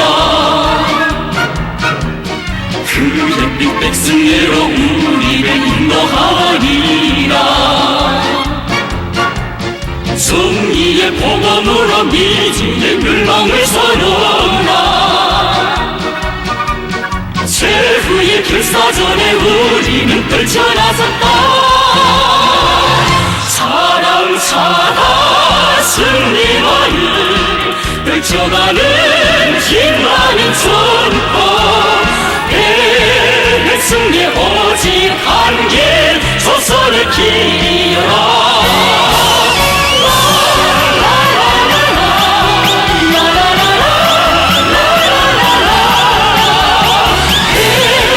백승리 오직 한길 조선의 길이여라.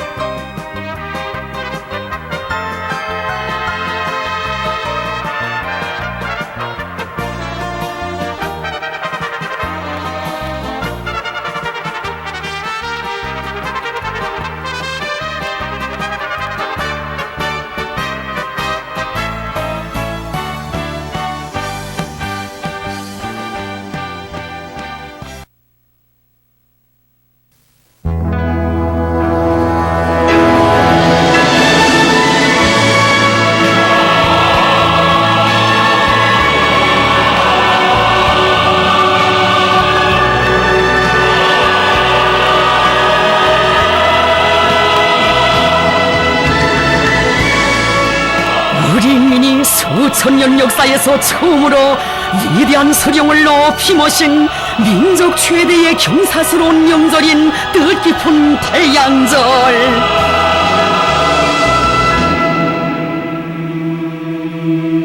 위대한 수령님들의 태양의 존함으로 존엄 높고 수령님들의 흉용 사상과 업적으로 누리의 찬연히 빛을 뿌리는 우리 조국은 민족 대통운의 날 4월 15일과 더불어 성스러운 주체의 연륜을 105번째로 아로새겼습니다.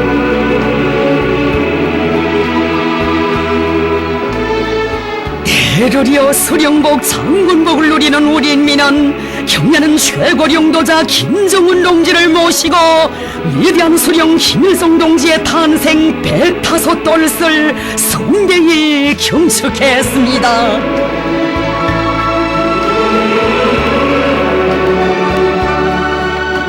사회주의 조선의 시조이시며 만고절세의 위인이신 위대한 수령님의 흉용 생애를 돌이켜보시며 경야는 최고령도자 김정은 동지께서는 말씀하셨습니다. 김일성 동지는 역사에 있어본 적이 없는 흉룡의 위대한 수령, 인민의 자유로운 어버이이시며 만민이 우러르는 절세의 위인이십니다. 항일의 혈전 만리를 해치시며 빼앗긴 조국을 찾아주신 민족 재생의 은인이신 위대한 수령 김일성 동지. 한 세기의 강대한 도제국주의를 타승하시어 조국과 민족의 운명을 구원하시고 두 단계의 사회혁명과 여러 단계의 사회주의 건설을 백성의 한 길로 이끄시어 자주자립 자위로 존엄 높은 사회주의 국가를 일떠 세우신 우리 수령님 같으신 흉룡의 대성인 희세의 정치 원로는 동서고금에 없었습니다.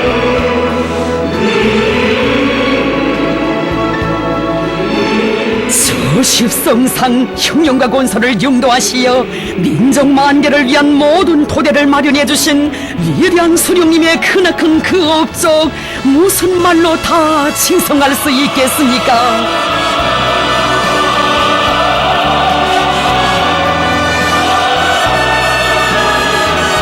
조국과 인민, 역사와 인류 앞에 쌓아 올리신 거대한 업적으로 하여 위대한 수령 김일성 동지는 20세기의 가장 골출한 수령으로 주체의 태양으로 우리 군대와 인민의 심장 속에 영생하고 계십니다.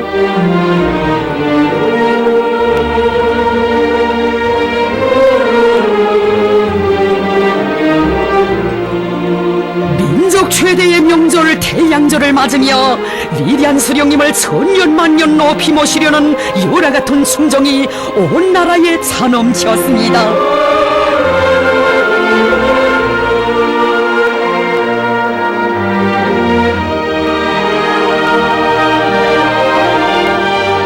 우리 혁명과 건설에서 이룩된 모든 승리와 변혁, 사회주의 조국의 룡성본영과 인민의 구선만대의 행복이 바로 뜻깊은 태양절과 하나로 있다 있음을 가슴 뜨겁게 되새기며 위대한 수령님에 대한 한없는 그리움 속에 만경대 고향집을 찾고 찾는 우리 인민들.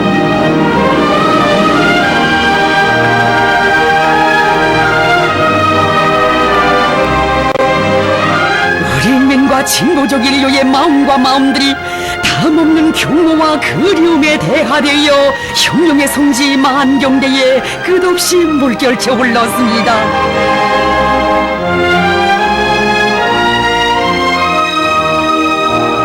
10대의 어리신 나이에 혁명의 길에 나서시어 주체위협의 영광스러운 시원을 열어놓으시고 20세기 혁명 투쟁사에 가장 빛나는 자욱을 새기신 우리 수령님, 그 누구도 따를 수 없는 비범한 영도 풍모와 숭고한 인덕으로 천만 사람들의 운명을 지켜주고 보살펴주신 수령님을 우러러는 위인 칭송의 목소리 4월의 하늘가에 높이 울려 퍼졌습니다.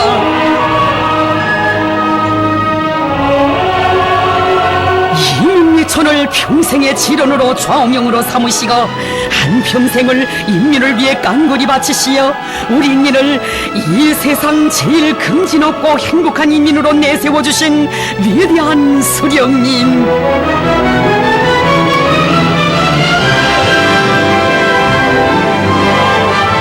언제나 인민들 속에 계시며 국면부리의 헌신과 로고를 바치시어 사회주의 낙원을 꽃피워주신 그 운동 수령님의 후손들은 길이 전해가고 있습니다.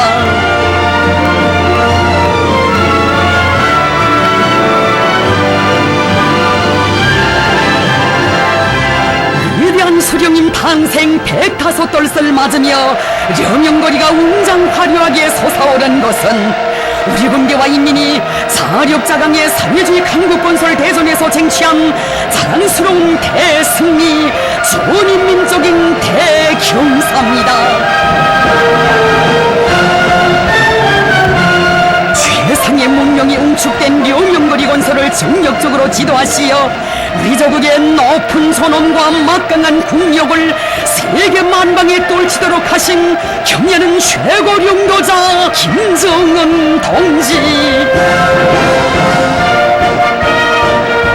주체의 최고 성지와 있다 있는 금수산 지구와 조선을 빛내실 졸세 위인의 위대한 맹세가 우려있는 용남산 일대를 인민의 꿈과 이상이 실현된 희한한 사회주의 성경으로 전전시킬 웅대한 구상을 펼치시고 그 실현을 위해 여러 차례나 건설장을 찾으시며 얼마나 크나큰 신효를 바쳐오신 것입니까?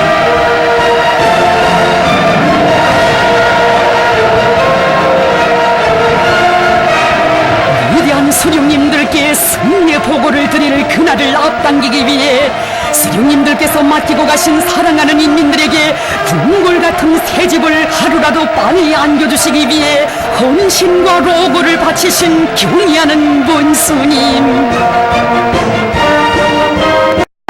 원수님의 용도를 받들어 우리 군대와 인민은 세상이 알지 못하는 새로운 건설 신화를 창조하며 불과 9달이라는 그처럼 짧은 기간에 현대 건축의 본보기 표준거리를 훌륭히 일떠 세웠습니다.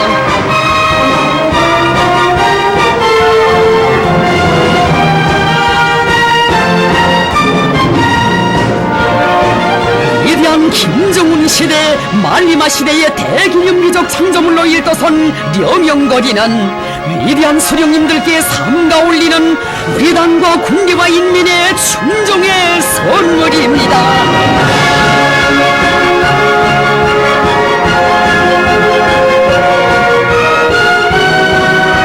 한밤에도 이른 새벽에도 우리 수령님 인민을 찾아 현지지도의 길을 떠나고 나시던 이 거리, 수령님 염원을 안으시고 우리 장군님 불면에 자욱자욱 새겨가고 나시던 이 거리,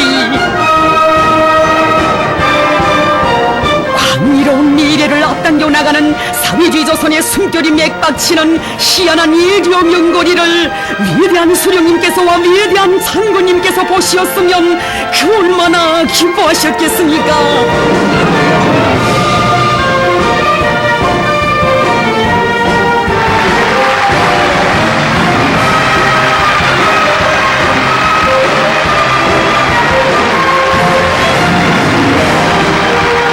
수산 태양궁전에 계시는 위대한 수령님과 위대한 장군님께 왕궁의 보고를 마음속으로 삼가 아래 올리시며 령영거리 준공을 온 세상에 선포하신 경야는 최고領導자 김정은 동지.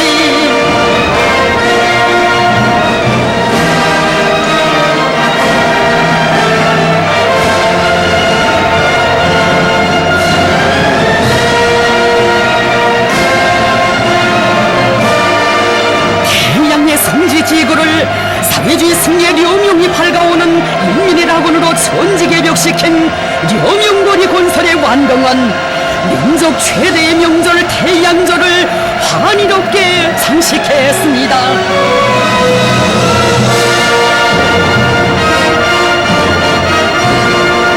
일심단결과 저강력으로 강대하고 말리마 속도로 폭풍노도천에 달리는 김정은 조선이 이 하늘 아래 이 땅의 위대한 수령님들의 애국염원 강국염원을 어떻게 꽃피우며 인민의 리상사회를 어떻게 일도 세우는가를 세계 앞에 똑똑히 보여준 령영거리.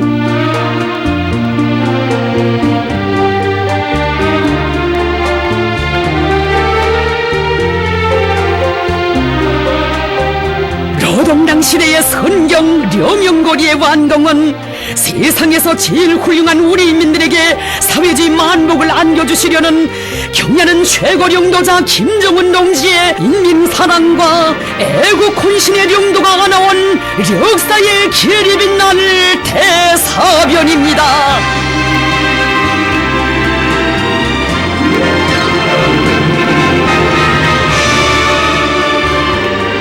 위대한 수령님들의 숭고한 뜻을 받드시어 후대 사랑 미래 사랑의 세력사를 수놓아가시는 경리하는 원수님의 품속에서 혁명의 계승자들로 옥색이 자라나는 학생 소년들.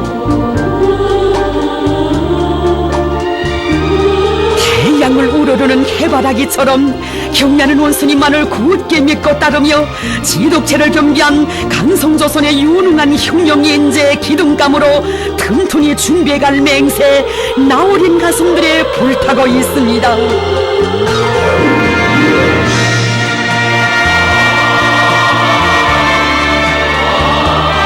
위대한 수령님의 성스러운 혁명 역사를 되새겨볼수록 우리 수령님의 한생이 어린 혁명 유산들이 얼마나 귀중하며 수령님께서 싸우신 업적이 그 얼마나 크나큰 것인가를 심장으로 절감하는 우리 인민입니다.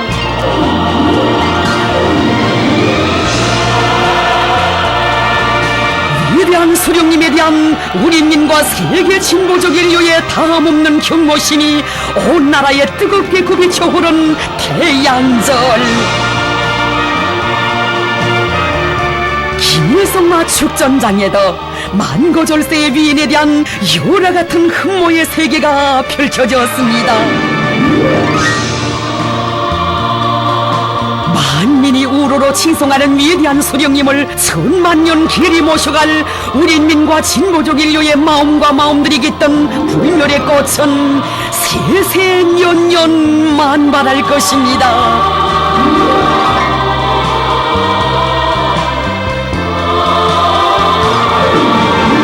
경야는 최고령도자 김정은 동지를 모시고 위대한 수령 김일성 동지 탄생 105돌 경축 중앙보고대회가 진행되었습니다.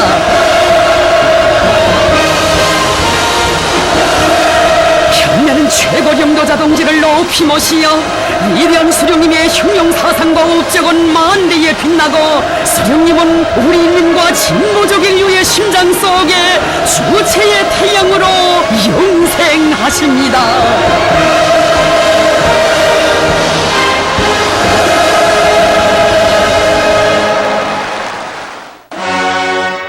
인민의 태양이 솟아오른 4월 15일과 더불어 현대조선의 세력사가 시작되었으며 자주성을 위한 인민대중의 투쟁에서 혁명적 조난이 일어난 위대한 주체 시대가 펼쳐지게 되었습니다.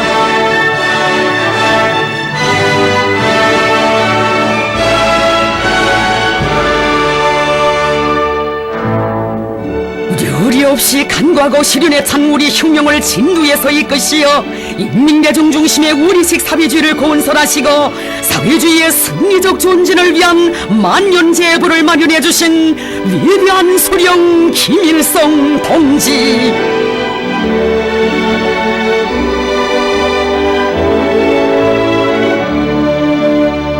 혁명의 주인은 인민대중이며 혁명과 건설을 추동하는 힘도 인민대중에게 있다는 고귀한 진리를 밝혀주신 위대한 수령님께서는 수령당 대중의 일심단결의 자랑찬 역사와 전통을 창조하시었습니다. 당예도리에 굳게 뭉친 인민이 있는 한 이 세상에 못해낼 일이 없다는 혁명신념을 지니시고 부닥치는 그 모든 난관과 시련을 인민을 믿고 인민의 힘에 의거하여 헤쳐나가신 위대한 수령님. 한평생 인민들 속에 들어가시어 고락을 함께하시며 우리 인민을 끝없는 행복에로 이끌어주신 위대한 수령님. 수령님은 진정 혁명활동의 좋은 노정을 인민에 대한 사랑과 믿음으로 수놓아 오셨습니다.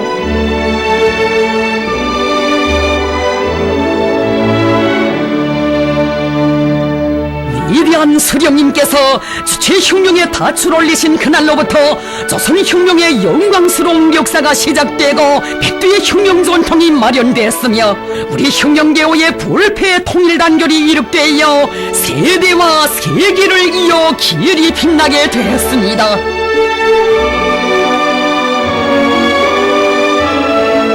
혁명위협 계승 문제를 완벽하게 해결하시어 주체혁명위협을 끝까지 계승완성해 나갈 수 있는 확고한 담보를 마련하신 것은 우리 수령님이 이룩하신 가장 고귀한 업적입니다.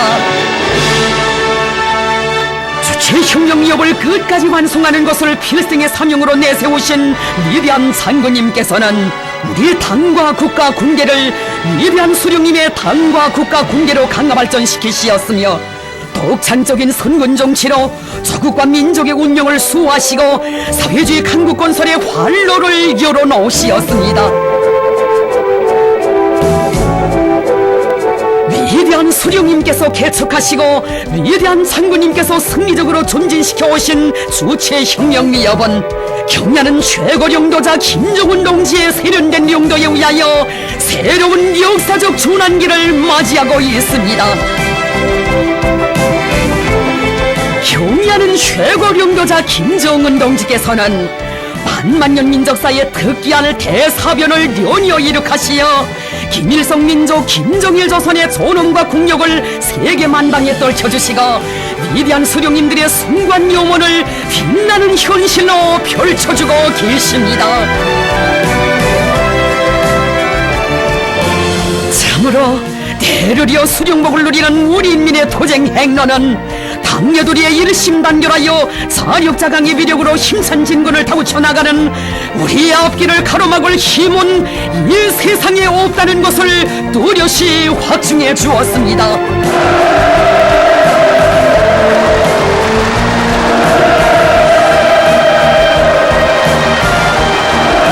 백두에서 개척된 주체혁명위협을 승리에서 더 큰 승리로 전진시켜 나가시는 경야는 최고領導자 동지.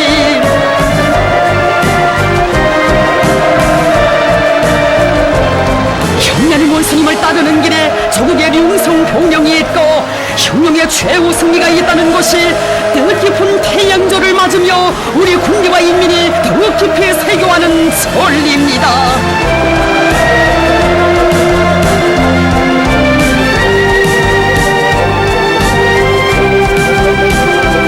혁명의 위대한 태양이시며 불세출의 대성인이신 위대한 수령 김일성 동지와 위대한領導자 김정일 동지.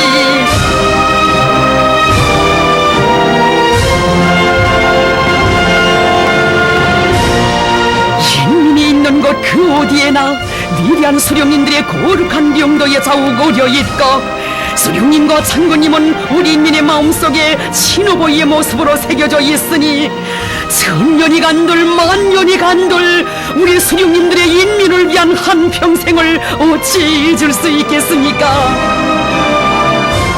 경야는 최고領導자 동지의領導따라 주체혁명위협을 대르려 빛나게 계승완성해 나가리라. 이것은 세월이 흐를수록 더욱 억세여지는 우리 군대와 인민의 신념이고 의지입니다.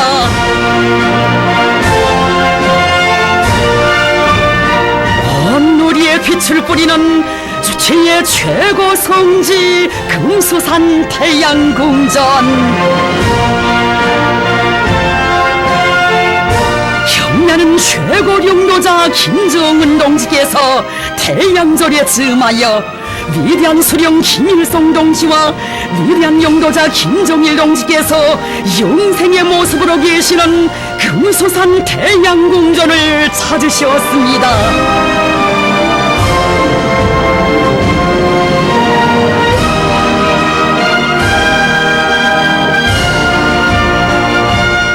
민주주의 승리를 위한 전민 총돌격전을 진두에서 정력적으로 이끄시어 이 땅의 만리마 시대를 펼쳐주시고 위대한 수령님의 탄생 105돌을 적은 역사에 특기할 혁명적 대경사로 빛내주신 경의하는 최고 령도자 동지.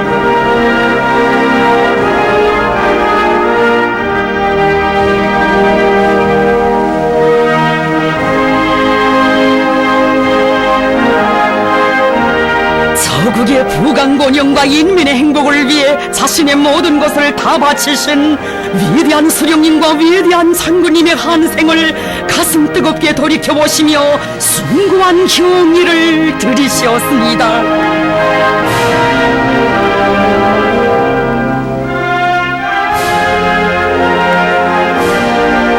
태양절을 맞는 뜻깊은 이 시각, 우리가 얼마나 탁월한 수령 인민의 오보이를 높이 모시고 혁명에 왔는가를 사무치는 그리움 속에 더더욱 가슴 뜨겁게 절감하고 있습니다.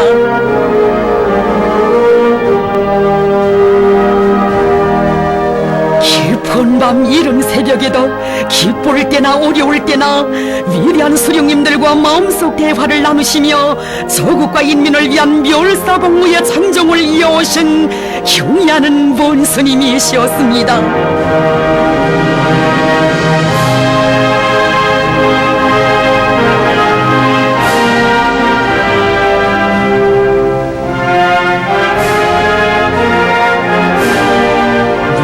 수령님들의 유훈을 지켜 오직 인민을 신성히 떠받드시고 인민을 위해 헌신하시어 그 길에서 거대한 업적을 이룩하신 우리 원수님.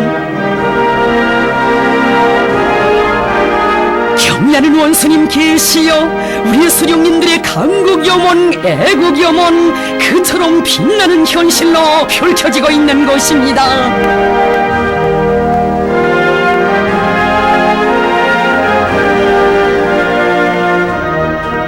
험난한 선군혁명의 천만리길을 개척하시며 조국을 굳건히 수호해 주시고 우리나라를 정치사상 강국, 군사 강국, 핵보유국의 지위에 확고히 올려 세워주신 위대한 장군님.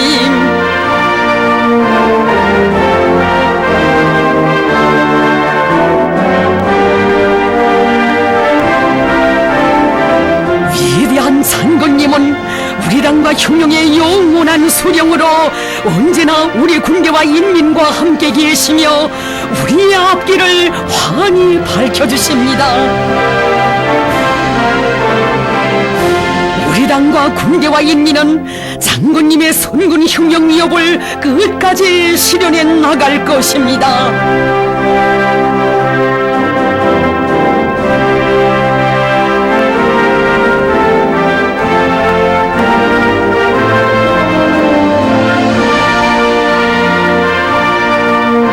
경의하는 원수님께서는 언제나 수령님과 장군님을 마음속에 모시고 혁명령도의 날과 달을 이어오셨습니다. 세월의 찬눈비를 다 맞으시며 명절날 생신날도 따로 없이 온 나라 방방곡곡을 찾으시며 인민들과 함께 계신 위대한 수령님들 그대로 인민을 위한 현지지도 강행군길을 이어가시는 경의하는 최고 령도자 동지.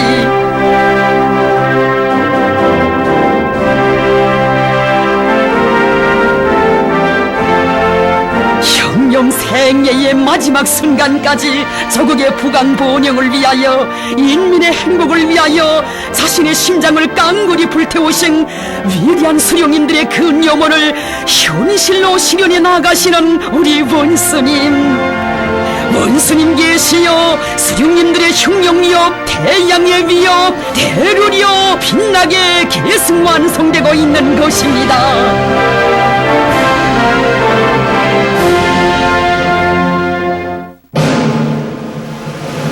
위대한 수령 김일성 동지 탄생 105돌 경축 열병식 및 평양시 군중 시위가 4월 15일 혁명의 수도 평양에서 성대히 거행됐습니다.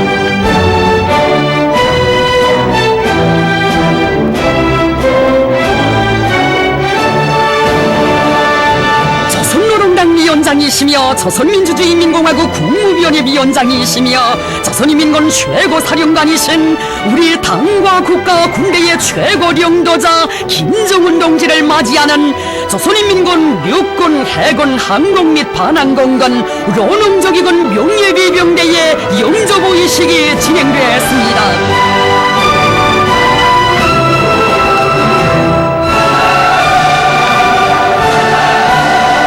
경례는 최고領導자 동지께서 조선인민군 육군, 해군, 항공 및 반항공군, 론흥적이군 명예비병대를 사열하셨습니다.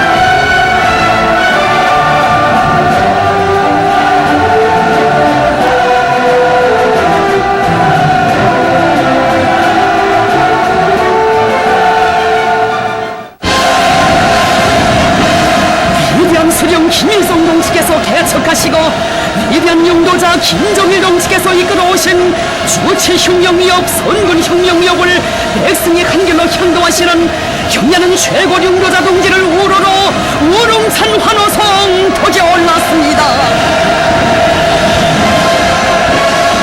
독창적인 사상과 비범한 용도로 우리 당과 국가 군대를 김일성, 김정일 동지의 당과 국가 군대로 강화 발전시키시고 일당의 세계적 편협과 영웅적 신하들이 연이어 창조되는 주체혁명의 새 시대를 펼쳐주신 경야는 최고 용도자 김정은 동지.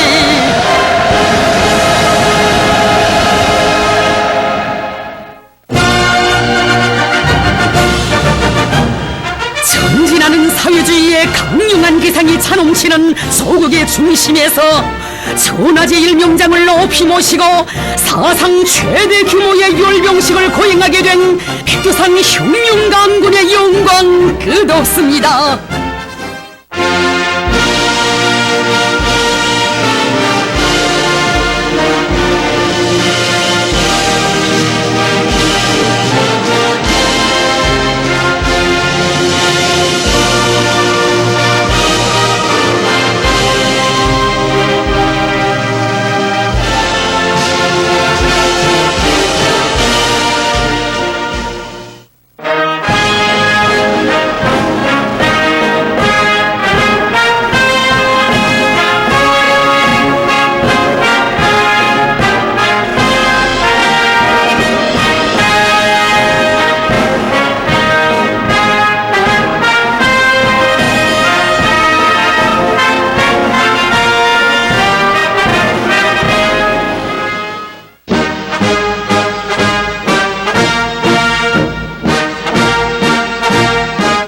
조선노동당 위원장, 조선민주주의인민공화국 국무위원회 위원장, 조선인민군 최고사령관, 조선민주주의인민공화국 원수동지, 열병 부대들은 위대한 수령님의 탄생 105돌 경축 열병식을 시작하겠습니다. 공화국 인민박상 육군대장 박영식.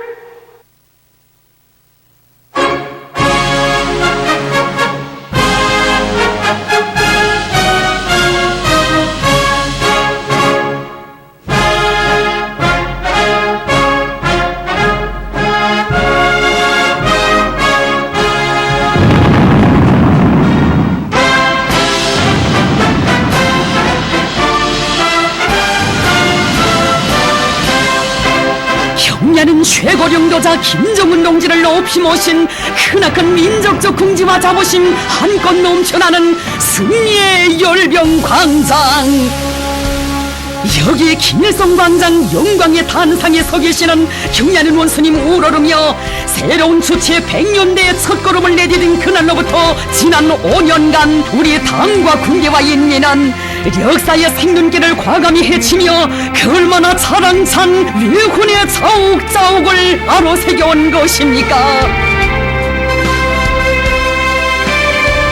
경야는 원수님의 로숙하고 세련된 병도 따나 힘차게 전진해온 벅찬 도쟁의 나날, 위대한 병도자의 사상과 위협을 충직하게 받들어 나가는 길에 오직 승리와 영광만이 있다는 천리를 가슴 깊이 더욱 뜨겁게 절감했습니다. 경리하는 원수님의 도리에 정치 사상적으로 도덕 우위리적으로 설통같이 뭉쳐 원수님과 사상과 뜻 발걸음을 함께하며 우리의 천만군리는 참으로 승승장구하는 혁명의 간길을 걸어왔습니다. 적들이 사상 최악의 초강도 위협과 야만적인 제재봉쇄 책동에 매달리며 단말마저 발악을 다했지만 우리의 혁명 모력은 그 어떤 강족도 경멸소탕할 수 있는 최강의 전투력을 갖추었으며 조국의 방방곡곡에서는 만리마 시대의 건설 신하들이 다발적으로 연발적으로 창출되고 주체조선의 강대한 국력은 광활한 우주애로 뻗쳐오르게 됐습니다.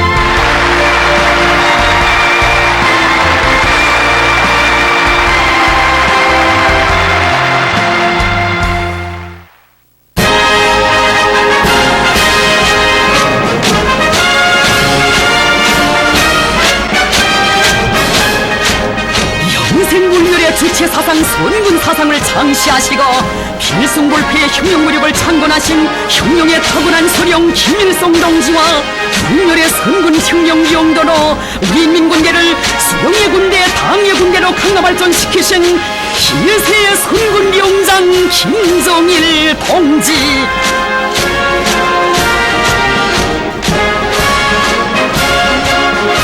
위대한 수령님들과 경의하는 최고 용도자 동지의 용도 밑에 세기를 이어 다져온 무진막강한 군력을 만선하에 과시하는 장엄한 열병 행진이 시작되었습니다. 온 세계의 이목이 집중된 속에 진행된 승리의 열병식.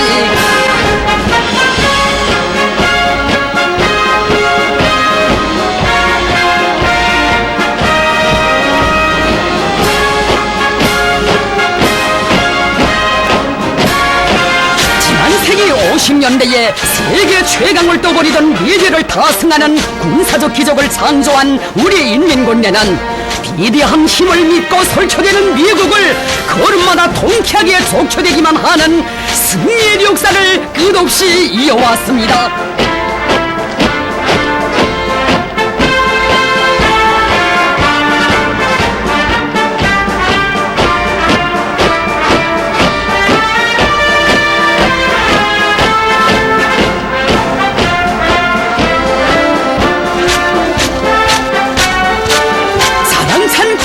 대화 앞에 휘날리며 열병광장을 누벼가는 영영한 근위 부대들.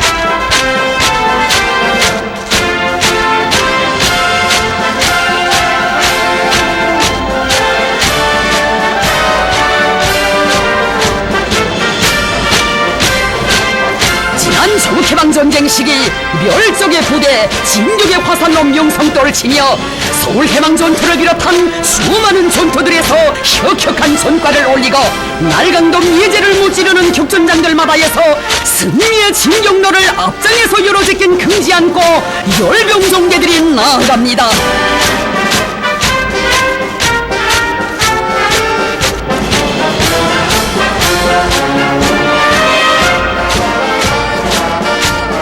단 4척의 오래정으로 미제의 중순양함을 수장해버려 세계 해전사에 유례없는 기적을 창조하고 하늘의 요새라고 뽐내던 공중기적들을 통쾌하게 쏴 떨군 전하의 영웅들의 그 영맹 열병대원들의 가슴에 넘치고 있습니다.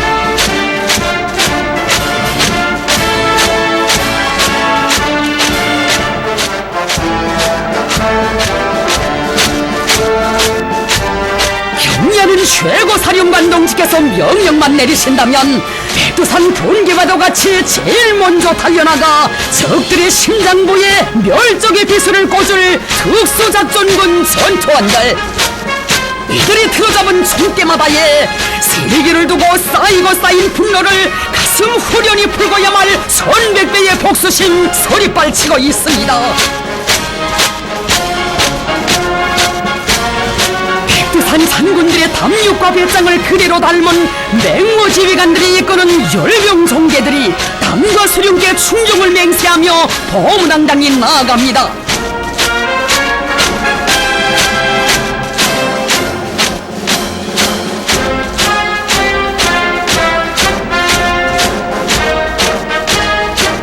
위대한 선군 용장 김정은 동지를 진두에 높이 모셨기에 우리 혁명무력은 자기 발전의 최좋은 성기를 맞이할 수 있었습니다.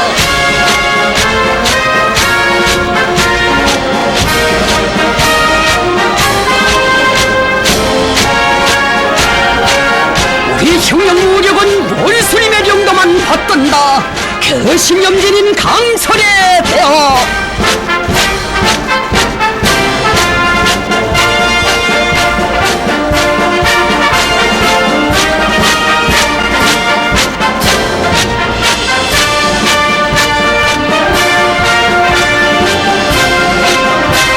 무비의 탐욕과 배짱, 비범한 영건슬로 혁명무력을 통솔하시어 사상과 도덕에서도 제1이고 조직성과 교열성, 전투력에서도 제1인 최정의 혁명강군을 키우신 경야는 최고 사령관 동지.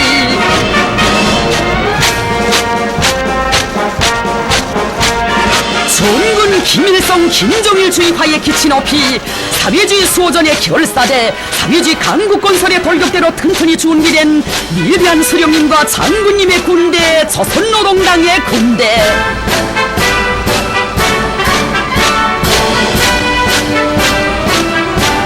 당의 4대 강군하로 손을 받들고 무적의 강철대어로 자라나 원수들이 온갖 전쟁 도발 책동을 물거품으로 만들어온 승리자의 자부심 대오마다에 차 넘쳤습니다.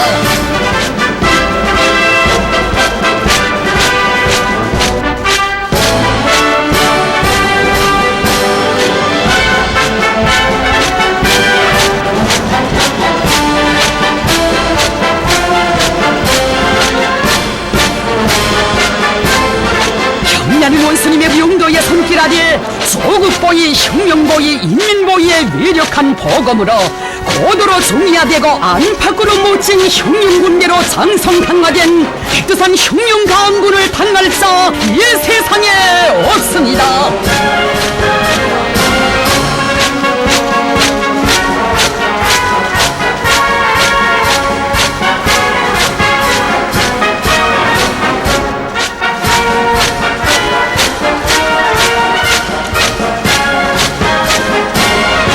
당예령도 밑에 주체적 민방위 무력은 적국과 혁명을 무장으로 옹이하는 인민군대의 강력한 익축부대로 그 어떤 침략자들도 일격에 쓸어버릴 수 있는 자위의 전투대오로 자라났습니다.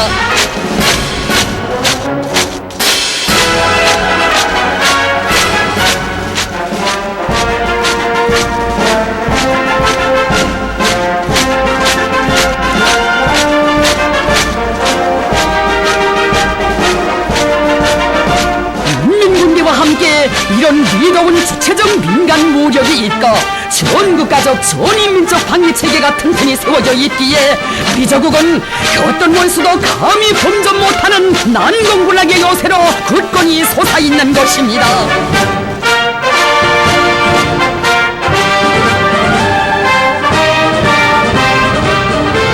하늘의 결사대로 자라난 우리의 붉은 매들이 관장상동에 위대한 수령 김일성 동지 탄생 105돌을 상징하는 숫자를 새기며 위대한 수령인들께 숭고한 경의를 드리고 경례하는 원수님께 축원의 인사를 삼가 드렸습니다.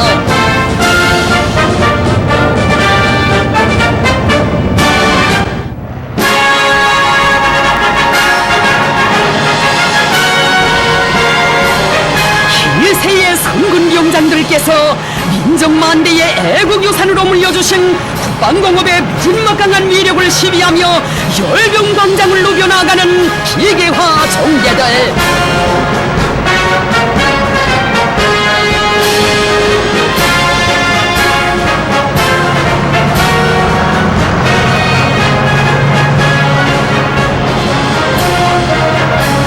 우리의 혁명의 연대기마다에는 군수공업을 생명선으로 들어쥐고 끊임없이 강화 발전시키시어 그 어떤 현대적인 무기도 마음먹은 대로 만들어내는 사회적 국방력을 튼튼히 마련해 놓으신 백두산 절세비인들의 불멸의 업적이 아로새겨져 있습니다.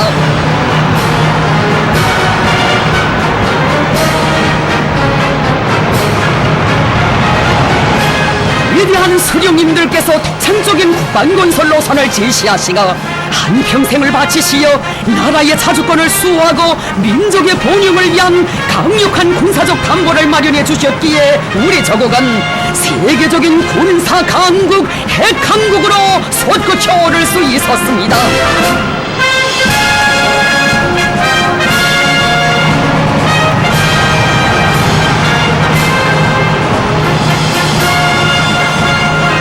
정녕 우리나라 국방공업의 역사는 위대한 수령님과 위대한 장군님의 혁명 역사, 경의하는 원수님의 혁명 역사입니다.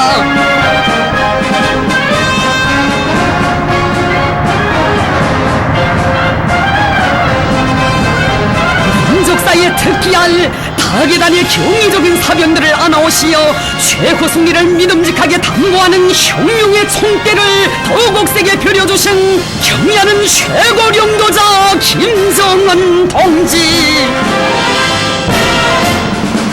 경제건설과 핵무력 건설의 병진 노선을 제시하시고 우리 군대와 인민을 병진의 길로 이끌어주신 경의하는 원수님의 정력적인 용도가 있어 우리의 혁명적 모장력은 지구상 그 어디에 있던 침략의 본거지들을 모자비한 타격으로 초토화해버릴 수 있는 세계적 강군이 됐습니다.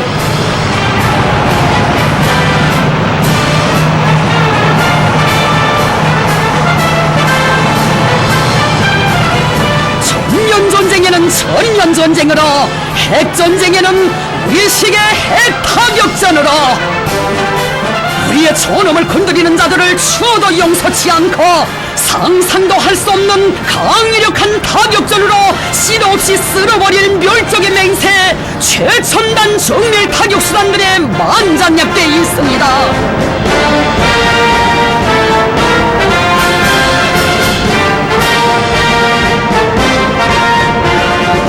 그 어떤 대적도 일격에 짓뭉개 버릴 수 있는 강력한 핵타격 집단으로 강화 발전된 조선노동당의 미동은 전략군 로켓 모려.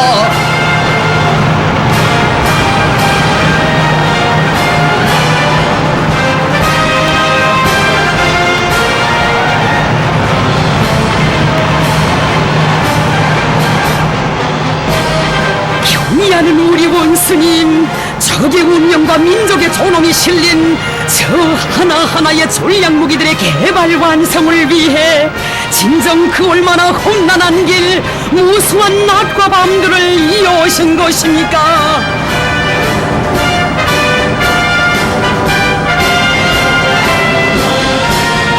밀림에서 올린 항일여전의 첫 정성이 제국주의의 멸망을 선고하는 주체조선의 수소탄 포금으로 이어지고 동방의 핵강국, 아시아의 로켓 맹주국의 축포성으로 메아리치는 가슴 벅찬 현실을 안아오신 경의하는 원수님.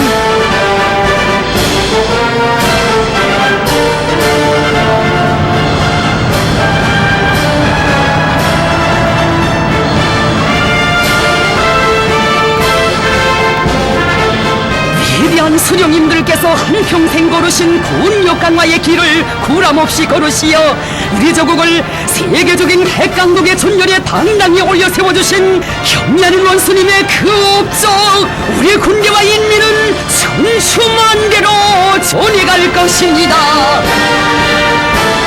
정의의 핵으로 복제의 핵을 모자백에 짓눌러 버릴 수 있는 모든 수단들을 다 갖춘 우리 저국.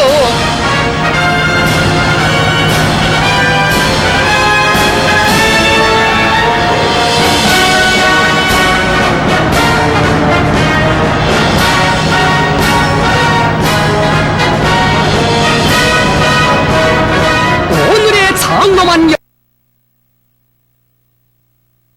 을 뿌리며 막강한 군력을 목마르게 갈망하던 이 땅에 세계적인 군사강국을 우뚝 세워주신 위대한 수령님들께 드리는 우리 당과 군대와 인민의 최대의 경의입니다.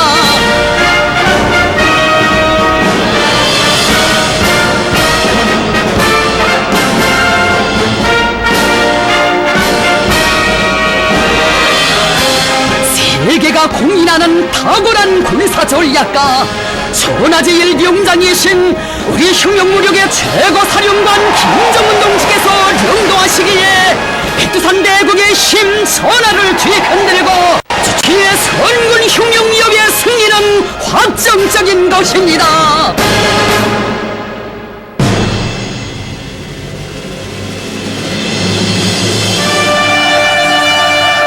심오한 사상이론과 비범한 경도력, 거창한 흉령 실천으로 저국과 인민 시대와 흉용 앞에 불멸의 업적을 쌓아 올리시고 오늘도 우리 군대와 인민의 영웅적 진군을 승리의 한 길로 이끌어주시는 흉용의 탁월한 수령이신 김일성 동지와 김정일 동지.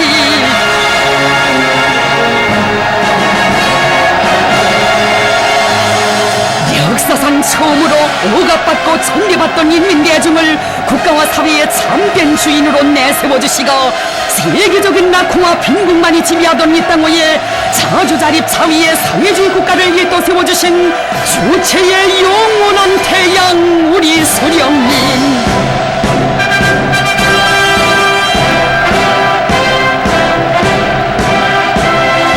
위대한 수령님 계시였기에 끝없이 융성본영하는 주체조선이 있고 우리 인민의 오늘의 행복도 있는 것이니 인민대중 중심의 사회주의를 건설하시고 고세에 물려주신 수령님의 그 업적 조국 성사와 더불어 영원 불멸할 것입니다. 우리 당의 성군 정치를 앞장에서 받드는 흉룡의 부사수, 흉룡의 착식대원들인 군인 가족들,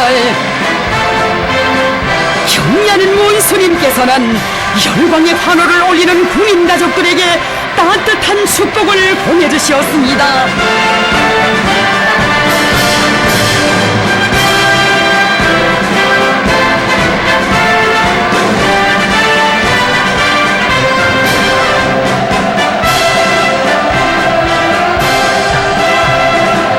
위대한 수령님들의 영혼을 안으시고 우리 당과 국가 공개 인민의 모든 꿈과 이상이 실현된 천하제일 강국, 세상에 부름없는 인민의 낙원을 일도 세워주시는 경리하는 최고領導자 김정은 동지.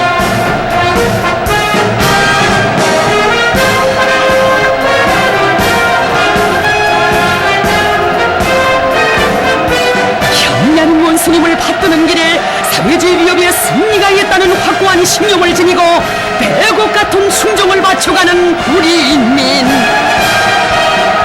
끊을래야 끊을 수 없고 가를래야 가를 수 없는 것이 수령과 인민의 혈연의 정리거니 일심단결의 불가항력적 위력을 과시하며 혼연일체의 가슴 뜨거운 화폭들이 끝없이 펼쳐졌습니다.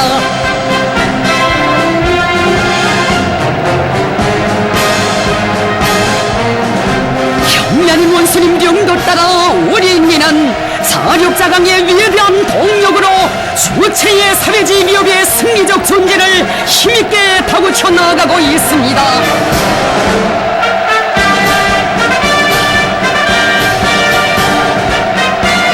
당이 안겨준 만리마의 고삐를 억세게 틀어쥐고 국가경제발전 5개년 전략고지를 적용하기 위한 오늘의 전림 총돌격전에서 기어의 승리자가 되려는 것이 우리 민의 한결같은 지향입니다.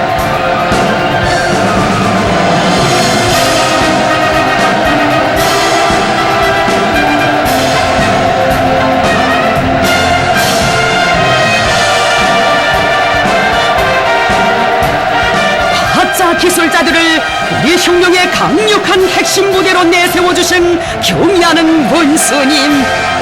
과학전선에서의 련이온 승전 보상으로 원수님의 믿음과 사랑에 보답해갈 결이 이들의 가슴마다 넘쳐납니다.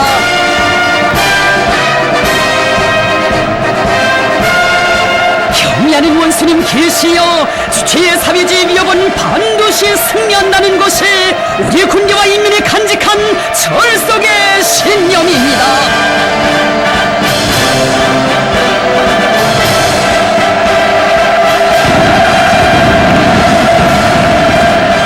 위대한 수령 김일성 동지 탄생 105돌 경축 열병식 및 평양시 군중 시위는 위대한 수령님들의 불멸의 사상과 업적을 옹호고수하고 만대에 빛내이며 경야는 최고 용도자 김정은 동지의 도리에 곧게 뭉쳐 주체혁명의 최후 승리를 향해 질풍노도쳐 나아가는 천만 군민의 일심단결의 위력과 백절불굴의 영웅적 기상을 만천하에 힘있게 과시했습니다.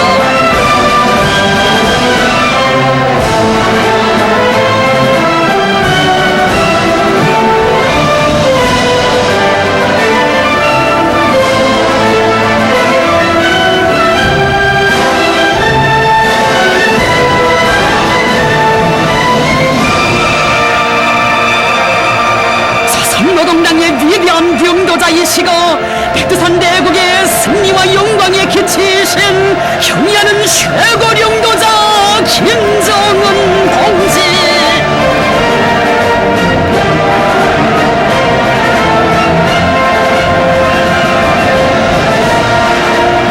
경야는 원수님의 명도 따라 주체혁명의 새 승리를 향하여 총매진해 나갈 천만 군민의 맹세 울려 퍼졌습니다.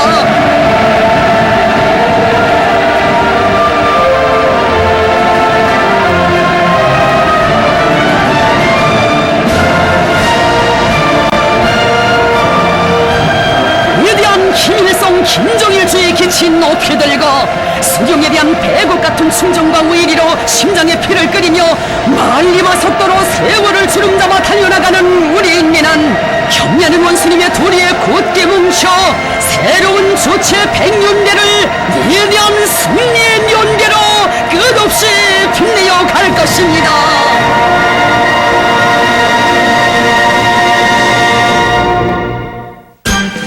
경야는 최고 용도자 동지를 모시고 위대한 수령님 탄생 105돌 경축 열병식을 성대히 거행한 열병대원들을 열렬히 환영하는 평양 시민들.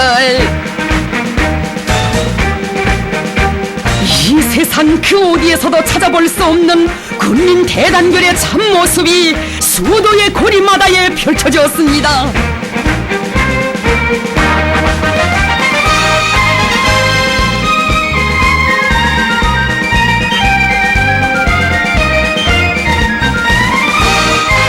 저국보의 초소에서 영웅적 위헌을 떨치고 사회주의 건설의 전고마다에서 만리마 시대의 신화적 기적을 창조하여 위대한 김정은 시대를 빛내어가는 우리의 혁명 강군. 경야는 최고 사령관 동지께 끝없이 충실한 수령 결사옹이군. 불패의 혁명적 당군인 백두산 혁명 강군이 있기에 우리 저국은 금성철벽이며 우리 인민의 마음 언제나 든든한 것입니다.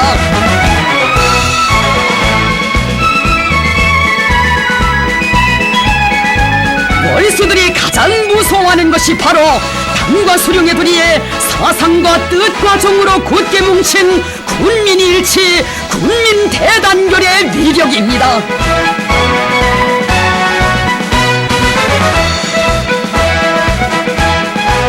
당과 군대와 인민이 일심단결하여 주체의 혁명미업, 태양의 미업을 빛나게 완성해 나가는 선군조선의 힘찬 진군은 그 무엇으로서도 가로막을 수 없습니다.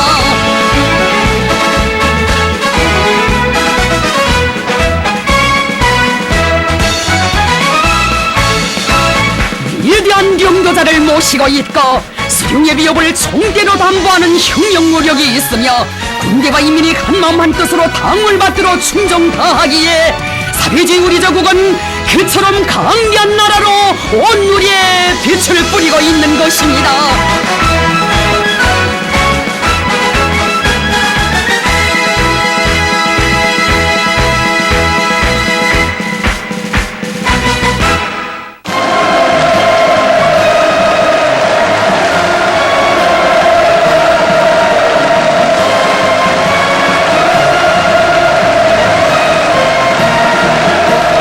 주체의 건군사에 특기한 새롭고 특색 있는 열병식을 거행하도록 현명하게 이끌어주시고 열병식 참가자들을 위한 공군국가합창단의 축하 공연도 마련해주신 경의하는 최고領導자 김정은 동지.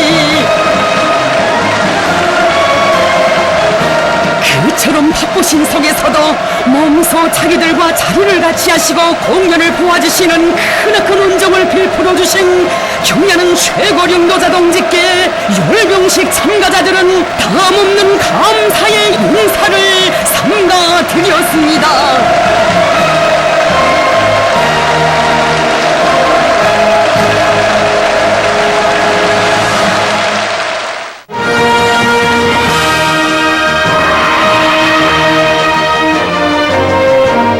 대류리어 장군복 최고사령관복을 누리는 크나큰 긍지와 자부심에 넘쳐 위대한 수령님과 위대한 장군님의 필생의 뜻과 요원인 사회주의 강국건설 위협을 경의하는 최고領導자 동지의領導따라 이유히 완성해갈 혁명적 기상 세차게 나래쳤습니다.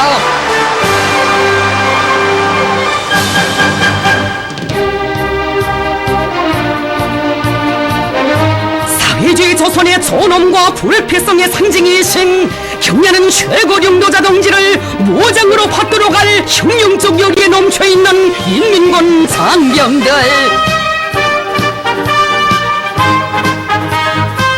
백두의 대업을 승리의 한 길로 이끄시는 경의하는 최고사령관 동지를 높이 모시고 조국통일 열병광장에 보무당당히 들어설 백두산 혁명단군의 특팀없는 신념과 의지 더욱 억세여지고 있습니다. 누구냐 백두의 대업을 이루할 뿐이 그리는 김정은 동지 우리의 최고사령관. 그의 사랑은 우리의 사랑, 그의 증거는 우리의 증거.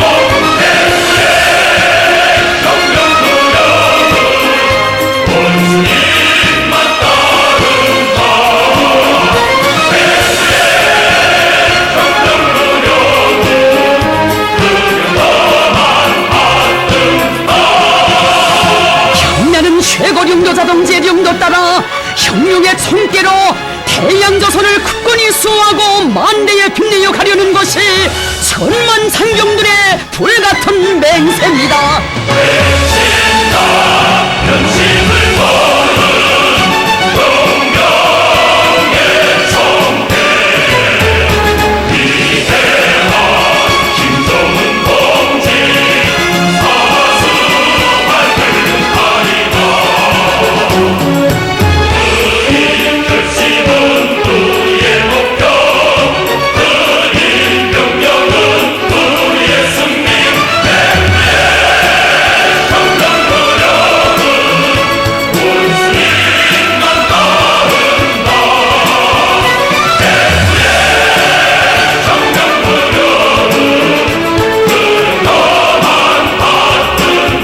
위대한 수령님들께서 열어주신 주체의 사회주의 길밖에 다른 길이란 있을 수 없다는 철석의 신조.